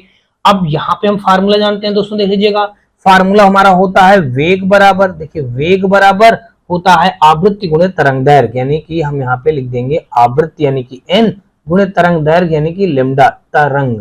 देखिए तरंग आगे लिख दीजिएगा दैर्घ्य, तो ये फार्मूला होता है। अब देखिए इसको v से डिनोट करते हैं, इसको n से डिनोट करते हैं, इसको लेमडा से डिनोट करते हैं। अब यहां से अगर हम देखें तो देख लीजिएगा क्या हो जाएगा, यहां से अगर हम देखें तो यहाँ पे हमारा हो जाएगा कुल मिलाकर के देख लीजिएगा सारी वैल्यू पता है, v का मान 340 पता है और n का मान दोस्तों देख लीजिएगा हमको नहीं पता है। तो यहाँ पे अगर आप देखेंगे तो ये लिख देंगे, आप क्या लिख देंगे 0 पॉइंट, देखिए n का मान पता 0.02 पता है, और l यानी जो लेमडा दिया गया है लेमडा को आप लेमडा ही लिख दीजिएगा। तो ये हो नहीं, यहाँ तरंग दैर्घ्य यानी कि आवृत्ति n का मान पता है, लेमडा का मान नहीं पता है। तो देखिए देख लीजिएगा यहाँ पे लेमडा का मान पता था और n का मान नहीं पता है, तो ये n ही रख देंगे इस जगह पे, ठीक है ना। तो यहाँ पे अब अगर दोस्तों देखेंगे तो ये जो हम n का वैल्यू निकालेंगे तो ये हो जाएगा 340 बटे 0.02 हो जाएगा, पॉइंट हटाया ऊपर 2 जीरो और बढ़ गए। अब अगर इसको हम कट करेंगे देखिए तो ये जो कट हो जाएगा ये 17 बार में कट जाएगा, यहाँ पे आ जाएगा 17,000 आ जाएगा। कितना आ जाएगा दोस्तों 17,000 हर्ट्ज आ जाएगा। तो कुल मिला के जो आवृत्ति आ गई हमारी 17,000 हर्ट्ज हमारा आ गया आंसर। तो विकल्प नंबर दोस्तों देखेंगे तो यहाँ पे हमारा क्या हो जाएगा, ये दिया गया है ए ऑप्शन पे, तो 939 का दोस्तों अगर देखेंगे तो विकल्प नंबर ए के साथ क्वेश्चन हमारा राइट बन जाएगा। आगे दोस्तों देख लीजिएगा 940 नंबर देखेंगे और 940 नंबर क्वेश्चन पे दिया गया है, इस पे कहा गया है कि डाट डाट तरंगे चमगादड़ को उनके रास्ते में आने वाली बाधाओं का पता लगाने में मदद करती हैं। इसने ये कहा है कि डाट डाट तरंगे चमगादड़ को उनके रास्ते में आने वाली बाधाओं का पता लगाने में मदद करती हैं। अपश्रव्य तरंगे, अति पराध्वनिक तरंगे, पराश्रव्य या पराध्वनिक तरंगे। यानी कि 940 का अगर दोस्तों देखेंगे तो विकल्प नंबर जो हमारा राइट हो जाएगा वो हमारा यहाँ पे पराश्रव्य। देखिए पराश्रव्य तरंगे सी के साथ क्वेश्चन राइट हो जाएगा। यहाँ पे हम लिख देंगे पराश्रव्य। देखिए पराश्रव्य हमने लिख दिया। पराश्रव्य तरंगे चमगादड़ को उनके रास्ते में आने वाली बाधाओं का पता लगाने में मदद करती है। कौन सी तरंगे होती हैं? वो पराश्रव्य तरंगे होती हैं। तो ये विकल्प नंबर हमारा सी के साथ क्वेश्चन राइट हो जाएगा। आगे दोस्तों देख लीजिएगा, यहाँ पे 940 का विकल्प नंबर हमारा क्या दिया है? सी। सी हमारे इस क्वेश्चन का राइट आंसर हो जाएगा। और आगे देखेंगे 941 नंबर, और इसमें कहा गया है ध्वनि की वह निम्नतम आवृत्ति क्या है जो मनुष्य द्वारा सुनी जा सकती है। ध्वनि की वह निम्नतम आवृत्ति क्या है जो मनुष्य द्वारा सुनी जा सकती है? तो वो दोस्तों हमारी क्या हो जाएगी? निम्नतम आवृत्ति। तो देखिए मैं आपको बता दूं कि वो निम्नतम आवृत्ति 20 हर्ट्ज हमारी मानी जाएगी जो मनुष्य द्वारा सुनी जा सकती है। दोस्तों आपको बता दूं तरंगे 3 प्रकार की होती हैं। एक होता है अपश्रव्य तरंगे, एक होता है श्रव्य तरंगे, एक होता है पराश्रव्य तरंगे। देखिए अपश्रव्य तरंगों में क्या होता है? 20 हर्ट्ज से नीचे की आवृत्ति वाली ध्वनि तरंगों को अपश्रव्य तरंगे कहते हैं। देखिए हमने क्या बताया? अपश्रव्य। देखिए अप यहाँ पे लिख देंगे अपश्रव्य या अवश्रव्य, आप कह दीजिएगा अवश्रव्य तरंगे, अपश्रव्य तरंगे। दूसरा क्या होता है दोस्तों? श्रव्य तरंगे। यहाँ पे आप लिख देंगे श्रव्य तरंगे, श्रव्य तरंगे। तीसरा अगर देखेंगे तो यहाँ पे हो जाएगा पराश्रव्य तरंगे। यहाँ पे हम लिख देंगे पराश्रव्य, फिर आगे लिख देंगे दोस्तों तरंगे, पराश्रव्य तरंगे। ठीक है। अब देखिए ये क्या होता है? ये 20 हर्ट्ज से नीचे की आवृत्ति वाली ध्वनि तरंगों को अपश्रव्य तरंगे कहते हैं। 20 हर्ट्ज से देखिए 20 हर्ट्ज से नीचे, 20 हर्ट्ज से नीचे, 20 हर्ट्ज के नीचे की तरंगों को इनको बोलते हैं। ठीक है ना। अपश्रव्य तरंगे किन्हें बोलेंगे? 20 से लेकर के 20,000 हर्ट्ज के बीच की आवृत्ति वाली को, बीच वाली आवृत्ति की तरंगों को श्रव्य तरंगे कहते हैं। 20 से लेकर के, देखिए इसमें हम देखेंगे 20 से लेकर के 20,000 हर्ट्ज, देखिए 20 से लेकर के 20,000 हर्ट्ज के बीच की तरंगों को हम श्रव्य तरंगे कहते हैं। अब पराश्रव्य तरंगे किसे कहते हैं? 20 हर्ट्ज से ऊपर की आवृत्ति वालों को। देखिए देख लीजिएगा यहाँ पे 20,000, दाई सैकड़ा हजार 10,000, 20,000 हर्ट्ज से ऊपर की आवृत्ति को, यानी कि ऊपर की तरंगों को क्या बोलते हैं? 20,000 से ऊपर की आवृत्ति को हम बोलेंगे, यानी कि ये क्या बोलेंगे? पराश्रव्य तरंगे बोलते हैं। दोस्तों इसमें क्या होता है? हमारा जो कान होता है इसे सुन नहीं सकता है। कुत्ता, बिल्ली, चमगादड़ आदि इसे सुन सकते हैं। कुत्ता, बिल्ली, चमगादड़ जो होते हैं वो इन तरंगों को सुनते हैं और बाकी हमारे कान इसको नहीं सुन पाएंगे। ठीक है ना। तो यहाँ पे कुल मिलाकर के देखेंगे तो 941 का विकल्प नंबर हमारा ए के साथ, ये ए नहीं दोस्तों, यहाँ पे डी के साथ क्वेश्चन राइट हो जाएगा। डी विकल्प हमारे इस क्वेश्चन का राइट आंसर हो जाएगा। और अगला हम लोग देखेंगे 942 नंबर क्वेश्चन, और यहाँ पे कहा है कि मनुष्यों के लिए श्रव्य ध्वनि की आवृत्तियों की रेंज कितनी होती है? 20 हर्ट्ज से लेकर के 20,000 हर्ट्ज तक। देखिए यहाँ पे ये लिखा हुआ है, देख लीजिएगा कहाँ पे लिखा है, 20 हर्ट्ज से लेकर के 20,000 हर्ट्ज तक होता है। तो यहाँ पे हमारा विकल्प नंबर दोस्तों देखेंगे तो ये हो जाएगा विकल्प नंबर हमारा ये सी। देखिए 20 हर्ट्ज से लेकर के इकाई, दहाई, सैकड़ा, हजार, 10,000। अब दोस्तों 20,000 के हर्ट्ज तक, यानी कि ये विकल्प नंबर सी पे जो दिया गया है 942 का सी के साथ क्वेश्चन राइट हो जाएगा।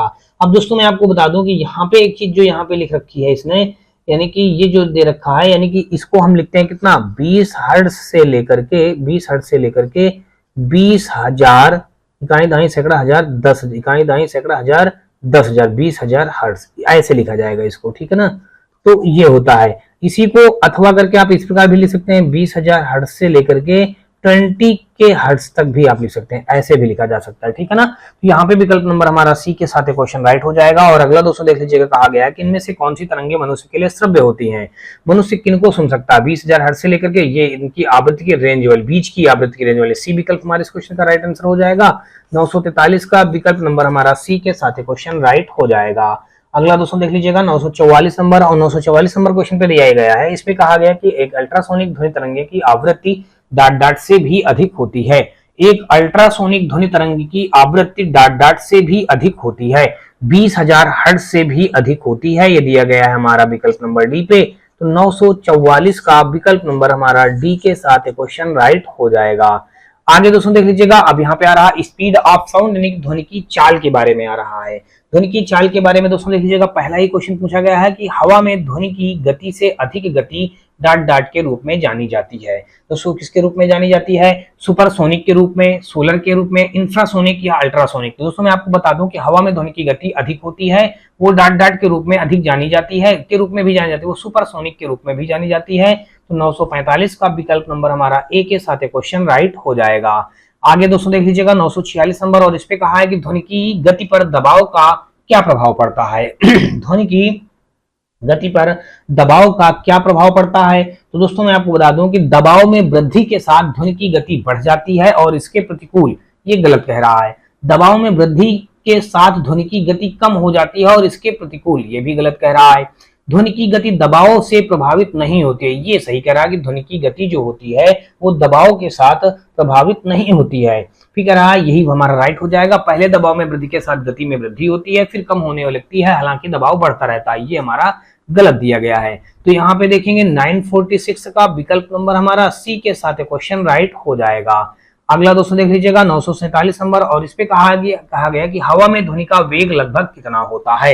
तो हवा में ध्वनि का वेग अगर दोस्तों आप जानेंगे तो वो कितना होता है दोस्तों, 330 मीटर, यानी कि वायु में ध्वनि का वेग अगर देखेंगे तो 330 मीटर प्रति सेकंड होता है। तो ये दिया गया है विकल्प नंबर दोस्तों देख लीजिएगा, हवा में ध्वनि का वेग लगभग कितना होता है, 330 मीटर प्रति सेकंड होता है। तो 947 का विकल्प नंबर हमारा बी के साथ क्वेश्चन राइट हो जाएगा। अगला दोस्तों देख लीजिएगा, और अगला कहा है कि एक ध्वनि तरंग में 3.5 किलो हर्ट्ज की आवृत्ति है और इसका तरंग दैर्घ्य 0.1 मीटर है, तो इसे 700 मीटर की दूरी तय करने में कितना समय लगेगा। देखिए सब कुछ यहाँ पे पता है हमको, बस फार्मूले पर रख दीजिएगा। देख लीजिएगा यहाँ पे अगर देखेंगे एन हमको कितना पता है, 3.5 किलो हर्ट्ज पता है। देखिए 3.5 किलो हर्ट्ज हमको पता है। आगे देखेंगे तरंग दैर्घ्य यानी कि लेमडा पता है, 0.1 मीटर पता है। अब दोस्तों देख लीजिएगा, आप फार्मूले जानते हैं, v बराबर एन लेमडा होता है। v का मान हमको पता है, नहीं पता तो हमको v का मान निकालना है। देखिए 3.5 इंटू लेमडा का मान 0.1 दिया गया है। तो देखिए अब ये किलो में दिया गया है, तो इसको अगर इसमें हम क्या करेंगे, 1000 का और मल्टीप्लाई कर देंगे। तो यहाँ पे अगर देखेंगे तो देखिए 35 वही हो जाएगा, कितने जीरो बना देंगे, 3 0 1 2 3, कितने अंक बाद दशमलव लगाएंगे, 2 अंक बाद दशमलव, तो यहाँ पे इतना आ जाएगा। तो v का मान दोस्तों कितना आ गया, 350 आ गया। जब v का मान हमारा दोस्तों 350 आ गया, हमको निकालना क्या, देखिए यहाँ से v बराबर हमने 350 निकाल लिया। v का मान जब 350 निकाल लिया तो करा कितना समय लगेगा, दूरी तय करने में कितना समय लगेगा। देखिए दूरी यहाँ पे डिस्टेंस, अब हम जानते हैं फार्मूला चाल बराबर, देखिए चाल बराबर हम जानते हैं फार्मूला क्या होता है, दूरी बटे समय होता है। अब देखिए दूरी यहाँ पे क्वेश्चन में बता ही रखा है, इसे 700 मीटर की दूरी, देखिए दूरी यहाँ पे 700 बता रखा है, समय हमको निकालना है, टी निकालना है। चाल हमने कितने निकाल लिया दोस्तों, 350 निकाल लिया। ये जीरो से ये जीरो कैंसिल कर देंगे, 35 से करना 35, 35 दूना 70, तो टी बराबर कितना आ जाएगा हमारा, 2 सेकंड आ जाएगा। तो ये 2 सेकंड दोस्तों देख लीजिए कहाँ पे दिया गया है, ये दिया गया है दोस्तों देख लीजिएगा डी ऑप्शन पे। तो 948 का विकल्प नंबर हमारा डी के साथ क्वेश्चन राइट हो जाएगा। आगे दोस्तों देख लीजिएगा 948 के बाद अगर हम लोग देखेंगे दोस्तों, तो 948 के बाद 949 नंबर, और इस पे कहा गया है कि ध्वनि तरंगों की गति 700 मीटर प्रति सेकंड है, ध्वनि तरंग 7 किलोमीटर है। तो इसमें हमको निकालना क्या है दोस्तों, देख लीजिएगा उसका निकालना है हमको समय, यहाँ भी निकालना है। तो यहाँ पे अगर दोस्तों देखेंगे तो देख लीजिएगा सब कुछ यहाँ पे हमको दिया गया है। देखिए यहाँ पे अगर क्वेश्चन में देखेंगे कि ध्वनि तरंगों की गति यानी कि v दिया गया है हमको 700 मीटर प्रति सेकंड दे रखा है। ध्वनि तरंग 700 किलोमीटर की दूरी यानी कि डिस्टेंस यानी कि डी दिया गया है 7 किलोमीटर। किलोमीटर को हम मीटर में कन्वर्ट करेंगे तो 1000 इंटू मीटर लिख देंगे, तो इतना बन जाएगा। अब हमको निकालना क्या है, यहाँ से हमको समय निकालना है दोस्तों, वही टी निकालना है। तो टी बराबर हम जानते हैं दोस्तों क्या होता है, यानी कि चाल बराबर वी बराबर डी अपान का टी यानी कि डिस्टेंस अपान का टाइम। बस फार्मूले पे सारी वैल्यू पुट कर दीजिएगा। यहाँ पे अगर देखेंगे, देखिए वी कितना पता है आपको 70 पता है, डी कितना पता है आपको यहाँ पे 7000 पता है अपान का टी।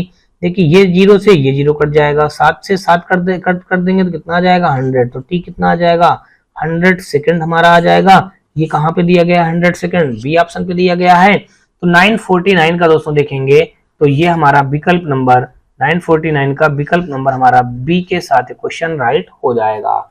आगे दोस्तों देख लीजिएगा 949 का विकल्प नंबर हमारा यहाँ पे देखेंगे तो 100 सेकंड जो आया दोस्तों यही हमारा क्या हो जाएगा। अच्छा एक चीज और देखेंगे, ये जो हमने यहाँ पे थोड़ा सा गलती कर दिया है रखने पे, ये 10 सेकंड आएगा। 10 सेकंड दोस्तों कैसे आएगा देख लीजिएगा, 10 सेकंड आएगा तो यहाँ से थोड़ा सा गलती सब कुछ जो हो रही है देख लीजिएगा। सब कुछ यहाँ पे जो 70 मीटर ले 700 मीटर प्रति सेकंड दे रखा है ना दोस्तों, देख लीजिएगा यहाँ पे 700 दे रखा है। तो यहाँ से अब हम क्या रख देंगे दोस्तों, इस जगह पे देख लीजिएगा यहाँ पे हम 700 रख देंगे। देख लीजिएगा यहाँ पे हम क्या रखेंगे 700 रख देंगे। हमने यहाँ पे 70 ही रख दिया, ये गलती हमने कर दिया था, ठीक है ना।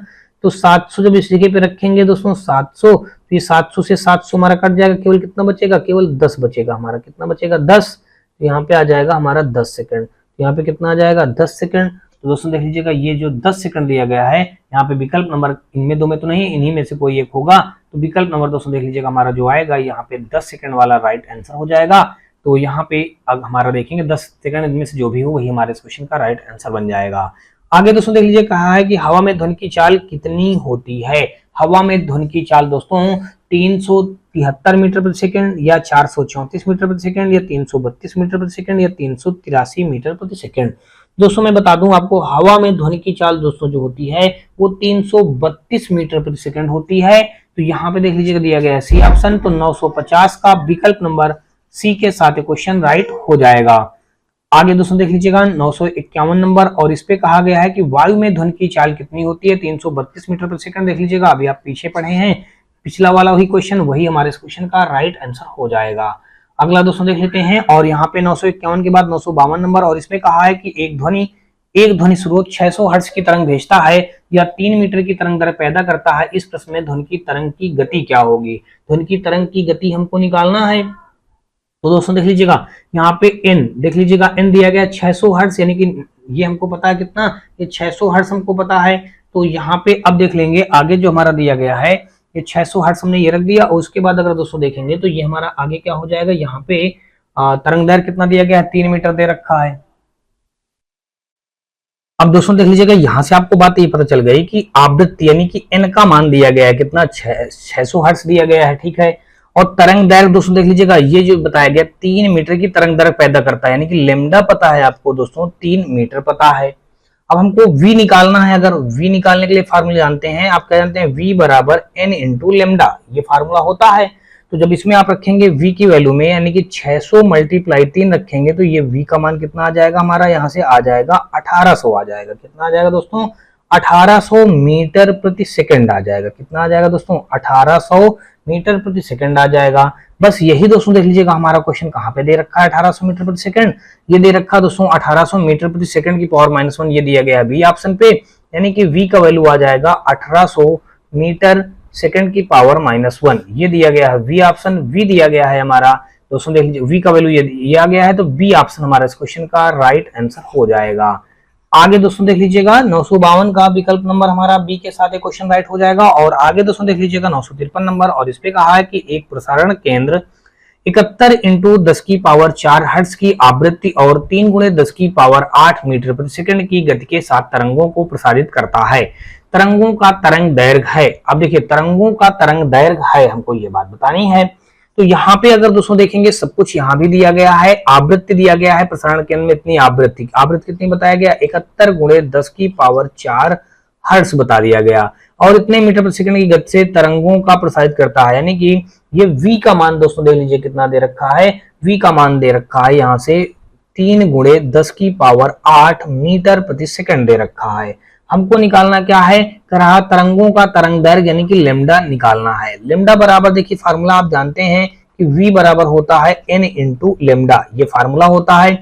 बस इसी फार्मूले में सारे वैल्यू को पुट कर दीजिएगा। देखिए v का मान हमको पता है 3 गुणे 10 की पावर 8 पता है, और यहाँ पे n इंटू लेमडा यानी कि 71 गुणे 10 की पावर 4 इंटू लेमडा, लेमडा हमने वैसे ही रख दिया। अब दोस्तों देख लीजिएगा 10 की पावर 4 से ये 10 की पावर 4 इधर कट जाएगा, तो यहाँ पे क्या बचेगा, और 3 से अगर इसको कट करेंगे, देखिए 3 दूनी 6, बचा कितना हमारा 1, तो ये पूरा पूरा 3 से नहीं कटेगा। ऐसा करते हैं दोस्तों, इसको अभी आप रहने दीजिएगा, इसको मत कट करिए, ठीक है ना। तो यहाँ से हमको निकालना क्या है, लेमडा का वैल्यू निकालना है, तो लेमडा बराबर आ जाएगा 3 गुणे 10 की पावर 4 बचेगा, और यहाँ पे बचेगा हमारा 71 बचेगा। तो अब अगर इसको हल किया जाए तो ये बन जाएगा 3 और यहाँ पे 4 जीरो बन जाएंगे भाई, 4 जीरो बन जाएंगे, अपान का हो जाएगा 71। अब दोस्तों अगर इसका 71 का भाग इसमें देंगे तो ये हमारा क्या बन जाएगा, ये आ जाएगा। देखिए सबसे पहले अगर हम देखेंगे तो 7 चौक 28, 284 यानी कि 4 एक नम 4, 4 3 12, यानी कि ये हमारा दोस्तों 4 बार जाएगा। अगर भाग देंगे तो 4 बार यहाँ पे गया, फिर दोस्तों 2 आया, पॉइंट यहाँ पे 5 आया, इतना हमारा क्या हो जाएगा, मीटर हो जाएगा। ये क्या हो जाएगा, लेमडा हो जाएगा। लेमडा बराबर हमारा इतना वैल्यू आ जाएगा। ये दिया गया है दोस्तों, देख लीजिएगा सी ऑप्शन। विकल्प नंबर दोस्तों देखेंगे तो 953 का हमारा सी के साथ क्वेश्चन राइट हो जाएगा। आगे दोस्तों देख लीजिएगा 954 नंबर, और इस पे कहा गया है कि एक ध्वनि तरंग के तरंग दैर्घ्य की गणना करें जिसमें आवृत्ति हमारा दोस्तों देख लीजिएगा एन दिया गया है, 200 हर्ट्ज दे रखा है, और किसी दिए गए माध्यम में उसकी गति यानी कि v दे रखा है दोस्तों 400 मीटर प्रति सेकंड दिया गया है। तो यहाँ पे क्या तरंग दैर्घ्य की गणना करें, लेमडा निकालना है, तो आप जानते हैं v बराबर होता है n इंटू लेमडा होता है। तो v का मान दोस्तों देख लीजिए कितना दिया गया है 400, और n का मान दोस्तों दिया गया है 200 इंटू लेमडा। लेमडा का मान दोस्तों देख लीजिएगा हमको ज्ञात करना है। तो देखिए जब ये सब कुछ दिया गया है, देखिए ये 2 जीरो से ये 2 जीरो कट जाएंगे, तो लेमडा का मान आ जाएगा 2 मीटर आ जाएगा। तो यहाँ पे अगर देखेंगे तो 2 मीटर हमारा दोस्तों देख लीजिएगा दिया गया डी ऑप्शन पे। तो 954 का विकल्प नंबर हमारा डी के साथ क्वेश्चन राइट हो जाएगा। तो होप सो दोस्तों आपको अभी तक मेरे द्वारा बताए गए सारे क्वेश्चन अच्छी तरीके से समझ में आ रहे होंगे। और देखते हैं दोस्तों हम लोग अगला क्वेश्चन। और अगला क्वेश्चन यहाँ पे कहा गया है 955 नंबर पे, वायु में 0 डिग्री सेंटीग्रेड तापमान पर ध्वनि की गति होगी। ध्वनि की गति पूछा गया है। तो वायु में 0 डिग्री सेंटीग्रेड पर ध्वनि की गति होगी तो 332 मीटर प्रति सेकंड होगी। क्या होगी, 332 मीटर प्रति सेकंड होगी। तो ये हो जाएगा 955 का विकल्प नंबर हमारा ए, जो दिया गया है 332 मीटर प्रति सेकंड दिया गया है ए ऑप्शन पे। और अगला क्वेश्चन हम लोग यहाँ पे देखेंगे, और अगला यहाँ पे 956 पे दिया गया है, कहा गया है कि एक ध्वनि स्रोत 400 हर्ट्ज आवृत्ति और 2.5 मीटर तरंग दैर्घ्य की तरंगे भेजता है। ध्वनि तरंगों की चाल क्या होगी। ध्वनि तरंगों की चाल हमको निकालना है, यानी कि v का मान देखिए सब कुछ पता है, n का मान पता है 400, और लेमडा का मान पता है 2.5 मीटर, और यहाँ पे हमको निकालना है v का मान ज्ञात करना है। तो v बराबर जानते हैं n इंटू लेमडा। तो n का मान दोस्तों देख लीजिएगा दिया गया है, लेमडा का मान 2.5 है, और n का मान दिया गया है 400 दिया गया है। तो यहाँ पे देखिए 25 चौको 100 हो जाएगा। तो यहाँ पे जो v का वैल्यू आ जाएगा, देखिए v का वैल्यू ये 25 चौको हमने 100 रख दिया, और आगे डबल जीरो बने डबल जीरो बना दिया, एक अंक बाद दशमलव लगा दिया, तो v बराबर आ जाएगा हमारा 1000 आ जाएगा मीटर प्रति सेकंड। ये दोस्तों देख लीजिए कहाँ पे दिया गया है 1000 मीटर प्रति सेकंड, सी ऑप्शन पे। तो 956 का दोस्तों विकल्प नंबर हमारा सी के साथ क्वेश्चन राइट हो जाएगा। आगे दोस्तों देख लीजिएगा 957 नंबर क्वेश्चन, और इस पे हमारा दिया गया कहा गया निम्नलिखित में से कौन सा कथन सत्य है। सत्य कथन को बताना है। कह रहा ध्वनि का वेग होता है सर्दियों की तुलना में गर्मियों से कम होता है, सर्दी और गर्मियों में एक समान होता है, मौसम पर निर्भर नहीं है, सर्दियों की तुलना में गर्मियों में अधिक होता है। तो 957 का अगर दोस्तों आप देखेंगे तो विकल्प नंबर जो कहा गया निम्नलिखित में से कौन सा कथन सत्य है। ध्वनि का वेग सर्दियों की तुलना में गर्मियों में अधिक होता है। ध्वनि का वेग क्या होगा, सर्दियों की तुलना में दोस्तों यहाँ पे गर्मियों में अधिक होगा। तो 957 का विकल्प नंबर हमारा डी के साथ क्वेश्चन राइट हो जाएगा। अगला दोस्तों देख लीजिएगा 958 नंबर, और इस पे कहा गया है कि डाट डाट एक माध्यम में ध्वनि की गति निर्धारित करता है। डाट डाट एक माध्यम में ध्वनि की गति निर्धारित करता है। तरंग की ध्वनि को, तरंग की स्वर विशेषता को, माध्यम की प्रकृति को, तरंग का आयाम को। तो 958 दोस्तों जो दिया गया है यहाँ पे जो हो जाएगा, किसी माध्यम में ध्वनि प्रति सेकंड जितनी दूरी तय करती है उसे इस माध्यम में ध्वनि का वेग कहते हैं। ध्वनि एक यांत्रिक तरंग है जिसके संचरण के लिए माध्यम की आवश्यकता होती है। निर्वात में ध्वनि का संचरण नहीं होता है, जबकि वायु तथा गैस में ध्वनि का संचरण एक अनुदैर्घ्य तरंग के रूप में होता है। तो यानी कि कुल मिलाकर देखेंगे तो यहाँ पे हमारा होता है किसी माध्यम में ध्वनि प्रति सेकंड, यानी कि माध्यम की प्रकृति पर निर्भर करता है। माध्यम की प्रकृति एक माध्यम में ध्वनि की गति निर्धारित करता है। तो यहाँ पे अगर देखेंगे तो विकल्प नंबर जो सी दिया गया है, माध्यम की प्रकृति एक माध्यम में ध्वनि की गति निर्धारित करता है। 958 का अगर देखा जाए तो विकल्प नंबर हमारा सी के साथ क्वेश्चन राइट हो जाएगा। अगला क्वेश्चन दोस्तों देख लीजिएगा, और अगला हमारा दिया गया है 959 नंबर, और इस पे कहा है कि समुद्री जल में ध्वनि की गति डाट डाट होती है। समुद्री जल में देखिए, समुद्री जल में अगर देखेंगे तो ध्वनि की गति दोस्तों देख लीजिए क्या होती है। तो अभी भी मैंने आपको बताया है, समुद्री जल में ध्वनि की गति जो होती है दोस्तों 1531 मीटर प्रति सेकंड होती है। ये दिया गया सी ऑप्शन पे। तो 959 का विकल्प नंबर हमारा सी 1531 मीटर प्रति सेकंड होती है। अगला दोस्तों देख लीजिएगा, और अगला दिया गया है, वायु में ध्वनि के वेग से अधिक की चाल से यात्रा करने वाली एक वस्तु को डाट डाट कहा जाता है। पराध्वनिक कहा जाएगा, अपश्रव्य कहा जाएगा, अति पराध्वनिक कहा जाएगा, पराश्रव्य कहा जाएगा। तो वायु में ध्वनि के वेग से अधिक की चाल से यात्रा करने वाले एक वस्तु को डाट डाट कहा जाता है। तो इसको कहा जाएगा दोस्तों, आपको बता दूं कि पराध्वनिक कहा जाएगा। यहाँ पे क्या भरा जाएगा दोस्तों, पराध्वनिक, पराध्वनिक कहा जाएगा। विकल्प नंबर हमारा ए। तो 960 का ए के साथ क्वेश्चन राइट हो जाएगा। अगला दोस्तों देख लीजिएगा, यहाँ पे हमारा दिया गया है 961 नंबर क्वेश्चन, और इस पे कहा गया है क्वेश्चन पे कि 25 डिग्री सेंटीग्रेड पर विभिन्न माध्यमों में ध्वनि की चाल के बारे में निम्नलिखित में से कौन सा या से कथन सत्य या असत्य है। हीलियम गैस में ध्वनि की चाल 965 किलोमीटर प्रति सेकंड है। हाइड्रोजन गैस में ध्वनि की चाल 1284 मीटर प्रति सेकंड है। अब दोस्तों देख लीजिएगा, इसमें कह रहा है कौन सा सत्य है कौन सा असत्य है। तो दोस्तों मैं आपको बता दूं कि यहाँ पे जो दिया गया, हीलियम गैस में ध्वनि की चाल 965 किलोमीटर प्रति घंटा बताया गया, प्रति सेकंड बताया गया है, तो ये गलत है दोस्तों, ये इतना नहीं होता है। हीलियम में जो दोस्तों जो होता है, मैं आपको बता दूं 972 मीटर प्रति सेकंड होता है। कितना होता है दोस्तों, 900। देखिए हीलियम गैस में ध्वनि की चाल जो बताया गया 965, तो ये गलत बता दिया गया। होता कितना है, 972 मीटर प्रति सेकंड होता है। देखिए 972 मीटर प्रति सेकंड होता है। अच्छा, ये बात आपको समझ में आ गई।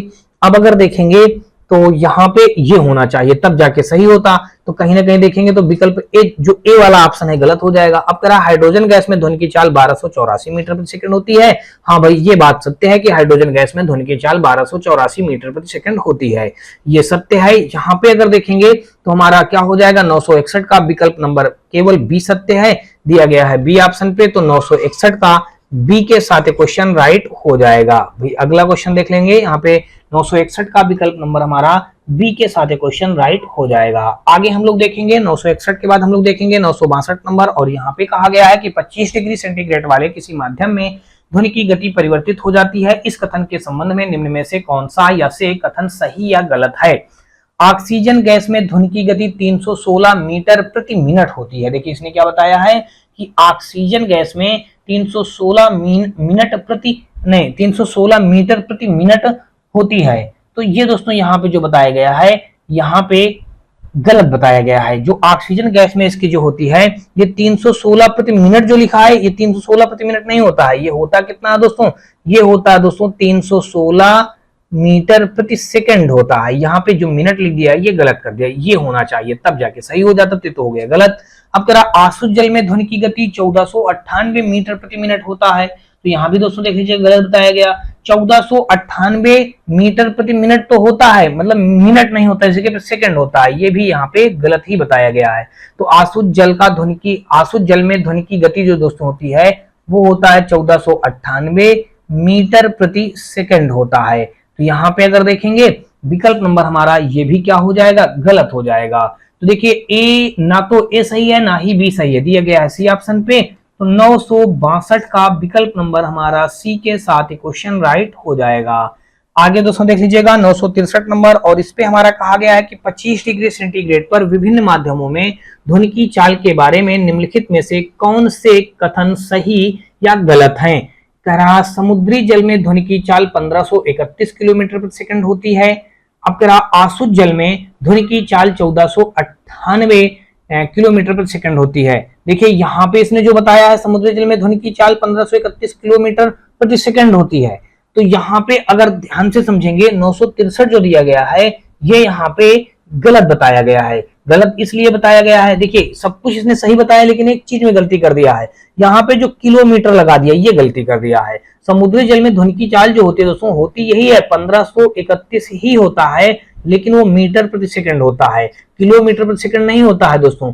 ये हमारा क्या हो जाएगा 1531 मीटर प्रति सेकंड हो जाएगा। अगला दोस्तों देखेंगे यहाँ पे दूसरा, ये तो हमारा पहला पॉइंट हो गया गलत। बी वाला देखेंगे जल आसुत जल में ध्वनि की चाल जो होती है दोस्तों वो 1498 किलोमीटर प्रति सेकंड दिया गया, तो यहाँ भी जो किलोमीटर प्रति सेकंड दिया गया है ये भी गलत बता दिया गया, तो ये 1498 मीटर प्रति सेकंड हो जाएगा। तो कहीं ना कहीं देखेंगे दोस्तों तो ये भी गलत हो जाएगा। तो ना तो फर्स्ट और ना तो सेकंड, ना तो ए और ना ही बी हमारा इस क्वेश्चन का राइट आंसर हो जाएगा, विकल्प नंबर ए। तो 963 का विकल्प नंबर ए के साथ क्वेश्चन राइट हो जाएगा। अगला देखेंगे अब दोस्तों देख लीजिएगा 964 नंबर में कहा गया कि किसी भी माध्यम में जैसे ही हम डॉट डॉट बढ़ाते हैं ध्वनि की गति बढ़ जाती है, तापमान में, बल में, गति में या फिर दोस्तों दबाव में। तो 964 का अगर दोस्तों देखेंगे तो विकल्प नंबर जो हमारा हो जाएगा वो हो जाएगा यहाँ पे तापमान, बल, गति या फिर दोस्तों दाब। तो यहाँ पे तापमान हमारा क्या हो जाएगा, तापमान शब्द हमारा राइट हो जाएगा। किसी भी माध्यम में जैसे ही हम तापमान, देखिए यहाँ पे क्या लिखेंगे, तापमान बढ़ाते हैं ध्वनि की गति बढ़ जाती है। तो 964 का विकल्प नंबर हमारा ए के साथ क्वेश्चन राइट हो जाएगा। आगे दोस्तों देख लीजिएगा 965 नंबर, और इस पे कहा गया है कि 25 डिग्री सेंटीग्रेड पर विभिन्न माध्यमों में ध्वनि की चाल के बारे में निम्नलिखित में से कौन से कथन सत्य या असत्य हैं। जल समुद्री यानी समुद्री जल में ध्वनि की चाल 1531 मीटर प्रति सेकंड होती है, बिल्कुल सही है। हवा में ध्वनि की चाल 346 किलोमीटर प्रति सेकंड, ये बिल्कुल गलत है। हवा में ध्वनि की चाल 342 मीटर प्रति सेकंड होती है। तो यहाँ पे देखिए ए, केवल ए सत्य है, दिया गया है कहाँ पे, सी ऑप्शन पे। तो 965 का विकल्प नंबर हमारा सी के साथ क्वेश्चन राइट हो जाएगा। 965 का विकल्प नंबर हमारा सी के साथ क्वेश्चन राइट हो गया। और अगला देखेंगे 966 नंबर, और इस पे कहा गया है कि 25 डिग्री सेंटीग्रेड पर विभिन्न माध्यमों में ध्वनि की चाल के बारे में निम्नलिखित में से कौन से कथन सत्य या असत्य हैं।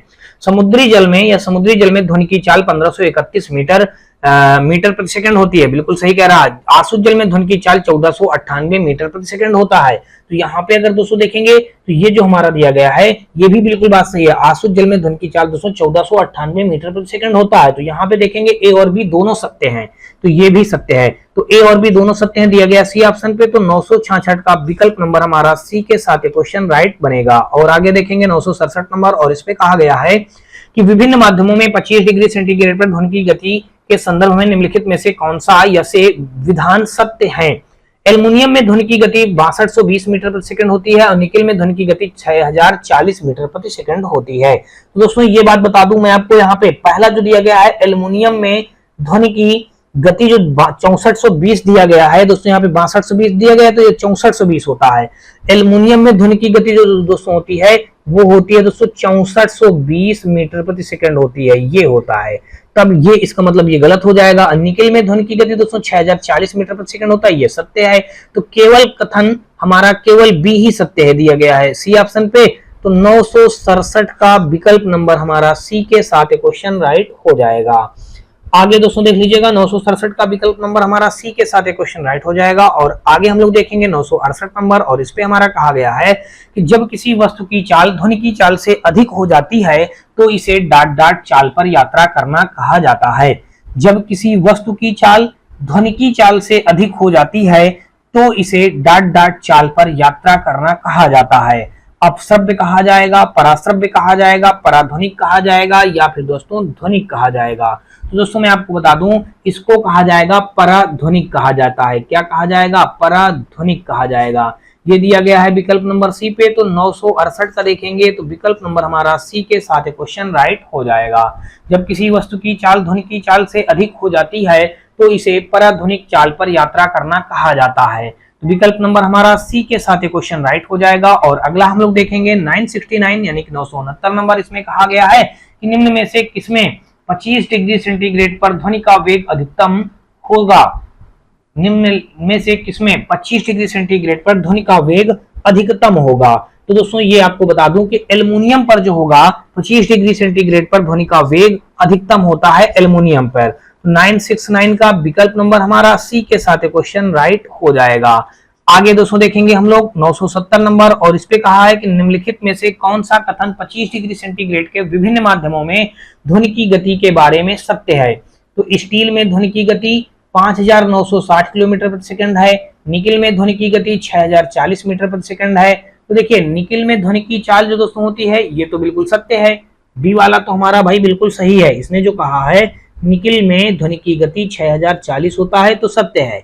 लेकिन स्टील में जो बताया है इसने, स्टील वाला गलत बता दिया गया है। 5960 किलोमीटर प्रति सेकंड जो लगा दिया है, तो ये किलोमीटर प्रति सेकंड जो लगाया है ये गलत कर दिया, किलोमीटर न लगाता, ये केवल ऐसे लिख देता 5960 मीटर प्रति सेकंड इतना बताया होता तो ये भी सत्य हो जाता, लेकिन किलोमीटर लगा दिया इसलिए गलत हो जाएगा। तो यहाँ पे केवल बी सत्य है।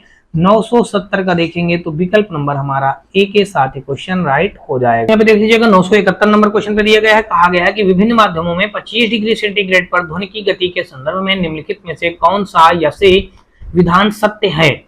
अब इसमें कहा गया है ए ऑप्शन पे कहा गया है कि स्टील में ध्वनि की गति 5960 मीटर प्रति सेकंड है, तो ये बात बिल्कुल सही कहा है। निकिल में ध्वनि की चाल 6240 बता दिया गया, तो ये गलत बता दिया गया। निकिल में ध्वनि की जो चाल होती है वो 6040 मीटर प्रति सेकंड होती है, ये होती है। तो यहाँ पे इसने गलत ही तो बताया है दोस्तों, ये हमारा क्या हो जाएगा, ये बी वाला गलत हो जाएगा। और यहाँ पे देखेंगे तो केवल ए सत्य है, केवल ए ही सत्य दिया गया बी ऑप्शन पे। 971 का बी के साथ क्वेश्चन राइट हो जाएगा। आगे दोस्तों देख लीजिएगा 972 नंबर, और इस पे कहा है यदि तापमान बढ़ता है तो ध्वनि की गति दोस्तों क्या होगी? यदि तापमान बढ़ता है तो ध्वनि की गति दोस्तों, ध्वनि की गति भी बढ़ेगी, यानी कि बढ़ती है। यहाँ पे दिया गया है हमारा 972 का डी ऑप्शन पे, तो विकल्प नंबर डी के साथ क्वेश्चन राइट हो जाएगा। यदि किसी उसका द्रव्य का तापमान बढ़ेगा तो उसकी ध्वनि भी दोस्तों क्या होगी? बढ़ेगी। दिए गए एक तापमान पर ध्वनि की गति डाट डाट में अधिकतम होती है। देखिए ध्वनि की गति अधिकतम होती है, अभी मैंने आपको पिछले क्वेश्चन में बताया है कि ध्वनि की गति जो अधिकतम होती है वो एल्युमिनियम में अधिकतम होती है। देखिए दिए गए एक तापमान पर ध्वनि की गति जो अधिकतम होती है दोस्तों कहाँ पे? एल्युमिनियम में अधिकतम होती है। तो 973 का विकल्प नंबर हमारा बी के साथ क्वेश्चन राइट हो जाएगा। आगे दोस्तों देख लीजिएगा 974 नंबर, और इस पे कहा गया है कि डाट डाट में ध्वनि की गति सबसे तेज होती है। ध्वनि की गति दोस्तों देखिए पानी में तेज होगी, केरोसिन के तेल में होगी, या स्टील में होगी, या फिर दोस्तों वायु में होगी। तो यहाँ पे दोस्तों अगर आप देखेंगे तो ध्वनि की गति सबसे अधिक होगी स्टील में अधिक होती है, स्टील। तो 974 का दोस्तों देखेंगे तो स्टील में दोस्तों आपने जाना है कि स्टील में दोस्तों कितना होता है। देखिए अभी अभी आपने पढ़ा है कि स्टील में कितना होता है, स्टील में दोस्तों होता है 5960 मीटर प्रति सेकंड होता है, ध्वनि की 5960 मीटर प्रति सेकंड होता है। तो कहीं ना कहीं दोस्तों अगर देखेंगे तो ये हमारा 974 का विकल्प नंबर हमारा सी के साथ क्वेश्चन राइट हो जाएगा। आगे दोस्तों देख लीजिएगा 975 नंबर, और यहाँ पे कहा है कि निम्नलिखित में से किस माध्यम में ध्वनि किसी विशेष तापमान पर सबसे तेज यात्रा करती है? तो यहाँ पे देखेंगे तो पानी पर, वायु पर, कांच पर, स्टील या लोहा पर। तो दोस्तों मैं आपको बता दूं कर रहा है निम्नलिखित में से किस माध्यम में ध्वनि किसी विशेष तापमान पर सबसे तेज यात्रा करती है? तो सबसे तेज यात्रा जो करेगी दोस्तों मैं आपको बता दूं वो स्टील या लोहे पे करती है। देख लीजिएगा दिया गया है डी ऑप्शन पे, तो 975 का विकल्प नंबर हमारा यहाँ पे डी के साथ क्वेश्चन राइट हो जाएगा। आगे दोस्तों देख लीजिएगा 976 नंबर, और इस पे हमारा दिया गया है, कहा गया है कि 25 डिग्री सेंटीग्रेड पर विभिन्न माध्यमों में ध्वनि की चाल के बारे में निम्नलिखित में से कौन सा या कौन से कथन सही या गलत है? तो देखिए कहा गया है कि जल समुद्री में ध्वनि की चाल 1531 मीटर प्रति सेकंड होती है। इथेनॉल में ध्वनि की चाल 1200 किलोमीटर प्रति सेकंड होती है। देखिए किलोमीटर लगा दिया तो इसका मतलब है तो पूरी तरीके से गलत हो गया, मीटर प्रति सेकंड में इनकी सबकी चाल मापी जाती है दोस्तों, ठीक है ना। तो यहाँ पे तो अगर देखेंगे 976 का जो दिया गया है तो बी वाला हमारा ऑप्शन तो तुरंत ही गलत हो गया। अब देखेंगे हमारा जल समुद्री में यानी कि समुद्री जल में ध्वनि की चाल 1531 मीटर प्रति सेकंड होता है, ये बात सही है। तो केवल कथन हमारा केवल ए सही है। 976 का विकल्प नंबर हमारा ए के साथ क्वेश्चन राइट हो जाएगा। आगे दोस्तों देख लीजिएगा 977 नंबर, और इस पे हमारा कहा गया है क्वेश्चन पे कि 25 डिग्री सेंटीग्रेड पर विभिन्न माध्यमों में ध्वनि की चाल के बारे में निम्नलिखित में से कौन से कथन सही या गलत हैं। अब दोस्तों देख लीजिएगा, जल में बताया गया समुद्री जल और जल में ध्वनि की चाल 1531 मीटर प्रति सेकंड होती है, तो ये दोस्तों बिल्कुल सही है। देख लीजिएगा, अभी भी आप पीछे पढ़े हैं कि देखिए समुद्री जल में ध्वनि की चाल 1531 मीटर प्रति सेकंड होती है, तो हाँ भाई देख लीजिएगा यहाँ पे 1531 मीटर प्रति सेकंड होती है, ये दिया गया है ए ऑप्शन पे, तो बात सही है ये। हवा में ध्वनि की चाल 346 किलोमीटर, देखिए किलोमीटर लगा दिए तो वो गलत हो गया, हवा में इतनी होती भी नहीं, 332 होती है, ठीक है ना। तो यहाँ पे अगर देखेंगे तो यहाँ से भी हमारा ये क्वेश्चन क्या हो जाएगा 977 का, केवल विकल्प ए जहां पे दिया गया, विकल्प ए दिया गया है हमारा बी ऑप्शन पे, तो बी ही ऑप्शन हमारा इस क्वेश्चन का राइट आंसर हो जाएगा। केवल ए सही है, ये दिया गया है कहां पे हमारा, ये दिया गया है ए ऑप्शन दिया गया है बी ऑप्शन पे, तो 977 का हमारा विकल्प नंबर बी के साथ क्वेश्चन राइट हो जाएगा। आगे अगला क्वेश्चन दोस्तों देख लीजिएगा, इसमें हमारा कहा गया है कि निम्न में से किस पदार्थ में ध्वनि का वेग सबसे कम होगा। निम्न में से किस पदार्थ में ध्वनि का वेग सबसे कम होगा, तो जल में, इस्पात में, कांच में या फिर दोस्तों वायु में। तो निम्न में से किस पदार्थ में ध्वनि का वेग सबसे कम होगा, तो ये दोस्तों मैं आपको बता दूं, जल में कम होगा, इस्पात में या कांच में या फिर दोस्तों वायु में। तो 978 का दोस्तों देखेंगे तो विकल्प नंबर आपको बता दूं कि सबसे कम होता है वायु में होता है। तो वायु हमारा शब्द दोस्तों देख लीजिएगा कहां पे दिया गया है, डी ऑप्शन पे दे रखा है, ये हो जाएगा। निम्न में से किस पदार्थ में ध्वनि का वेग सबसे कम होता है, सबसे कम दोस्तों वायु में होता है, तो यहाँ पे देखेंगे तो 978 का हमारा विकल्प नंबर डी के साथ क्वेश्चन राइट हो जाएगा। तो चलिए अगला क्वेश्चन दोस्तों देख लेते हैं, और अगला हमारा यहाँ पे पूछा गया है 979 नंबर, यानी कि 979 नंबर में कहा गया है क्वेश्चन पे कि 25 डिग्री सेंटीग्रेड पर विभिन्न माध्यमों में ध्वनि की चाल के बारे में निम्नलिखित में से कौन से कथन सही या गलत हैं। देखिए अब यहाँ पे बताया गया वायु में ध्वनि की चाल 346 मीटर प्रति सेकंड होगी या होती है, वायु में ध्वनि की चाल 346 मीटर प्रति सेकंड होती है। तो ये जो बताया गया है, क्या ये बात आप इसको क्या मानेंगे, सही मानेंगे, तो यहाँ पे बात दोस्तों सही कहा गया है कि वायु में ध्वनि की चाल दोस्तों जो होती है 346 मीटर प्रति सेकंड होती है, तो बात सही है। आशुद्ध जल में दोस्तों देख लीजिएगा, आशुद्ध जल में ध्वनि की चाल 1498 मीटर प्रति सेकंड होती है, ये भी बात सही है। तो ए और बी दोनों सही है, दिया गया है बी ऑप्शन पे, तो 979 का विकल्प नंबर हमारा बी के साथ क्वेश्चन राइट हो जाएगा। आगे दोस्तों देख लीजिएगा 980 नंबर, और इसमें हमारा कहा गया है कि ध्वनि का प्रसार, देखिए यहाँ पे कहा गया है कि ध्वनि का प्रसार डाट डाट में अधिकतम होता है। तो ध्वनि का प्रसार डाट डाट में अधिकतम होता है, तो ध्वनि का प्रसार दोस्तों जो होता है मैं आपको बता दूं कि ठोस में अधिकतम होता है, ठोस या दोस्तों स्टील में, देखिए ठोस में भी अधिकतम होता है ध्वनि का प्रसार, और दोस्तों स्टील में भी होता है। किस में होता है, स्टील, ध्वनि या स्टील बात आ जाएगी, तो यही हमारा इस क्वेश्चन का राइट आंसर टिक करेंगे।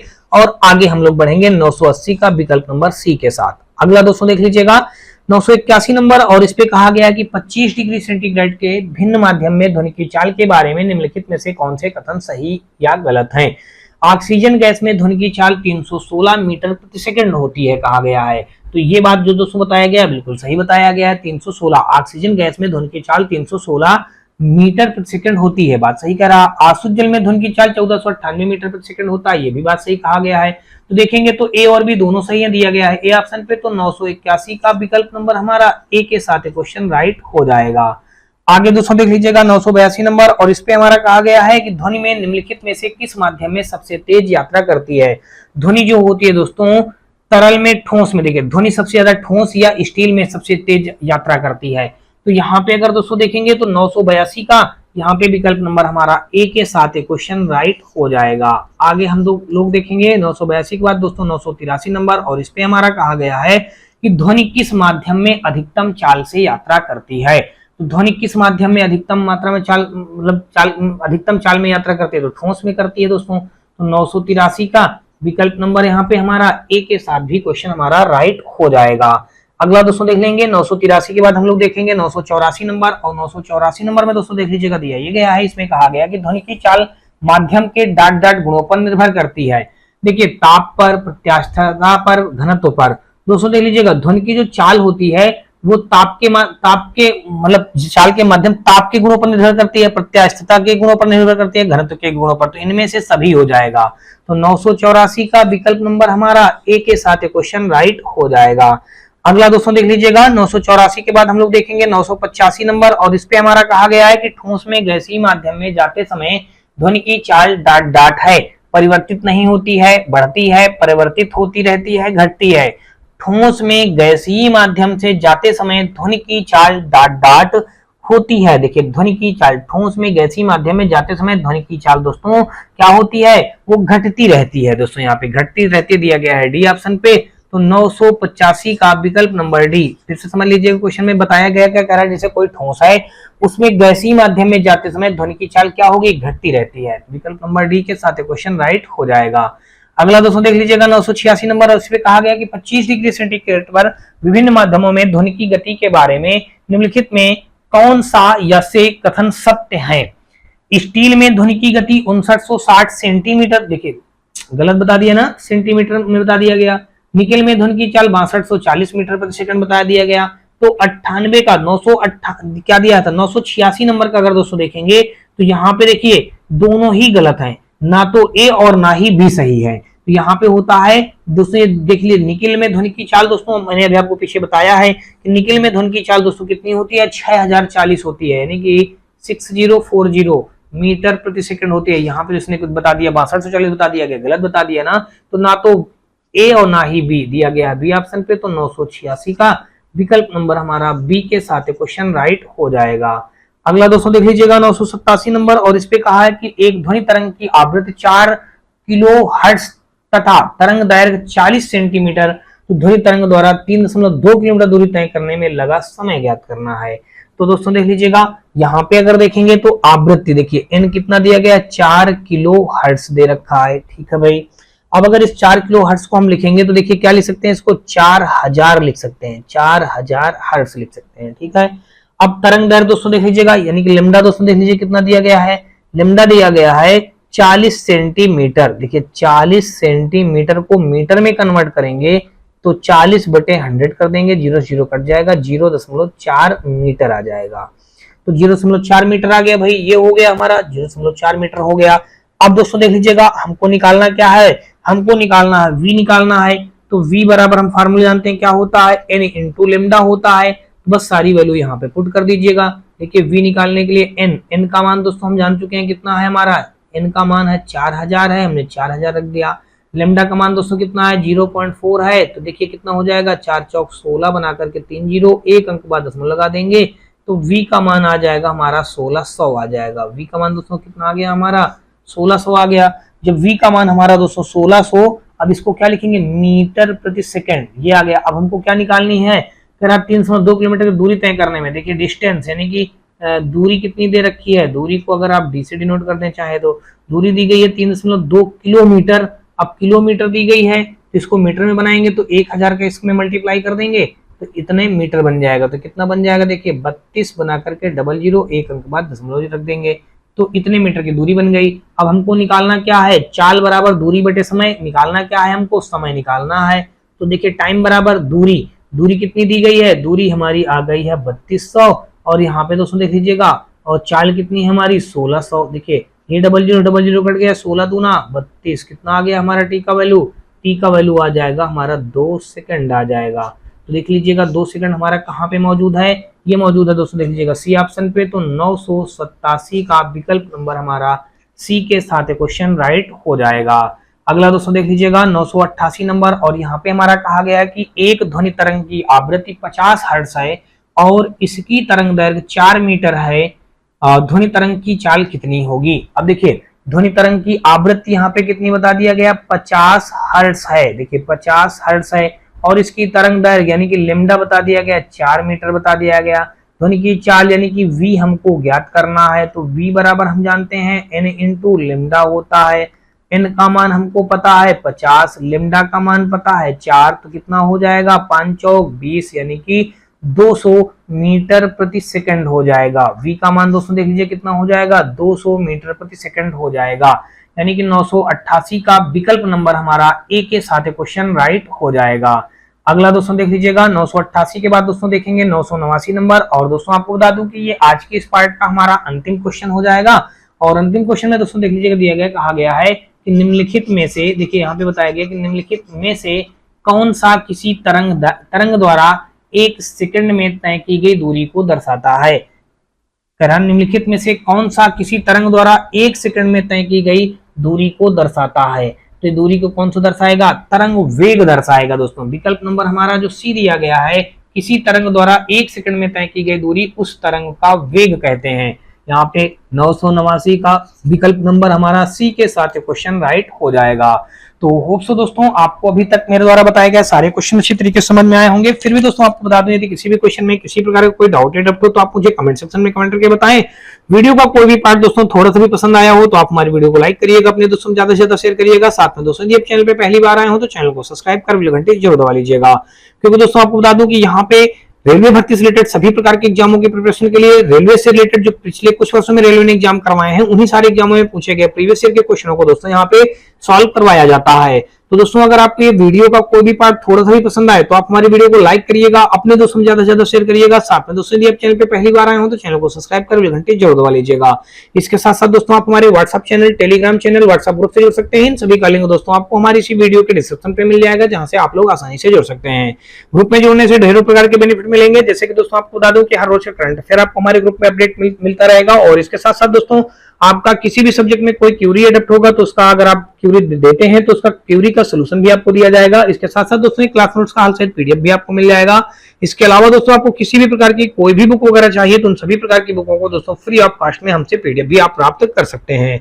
तो ये सारे बेनिफिट है दोस्तों ग्रुप में जुड़ने से। तो कहीं ना कहीं दोस्तों आप लोग ज्यादा से ज्यादा संख्या में हमारे ग्रुप से जरूर जुड़े, ताकि आने वाले एग्जामों की प्रिपरेशन आपकी अच्छी तरीके से हो सके और आपकी रेलवे भर्ती से रिलेटेड एग्जामों के लिए आपकी एक सीट सुनिश्चित हो सके। तो चलिए दोस्तों हम लोग नेक्स्ट पार्ट में मिलते हैं, तब तक के लिए दोस्तों जय हिंद।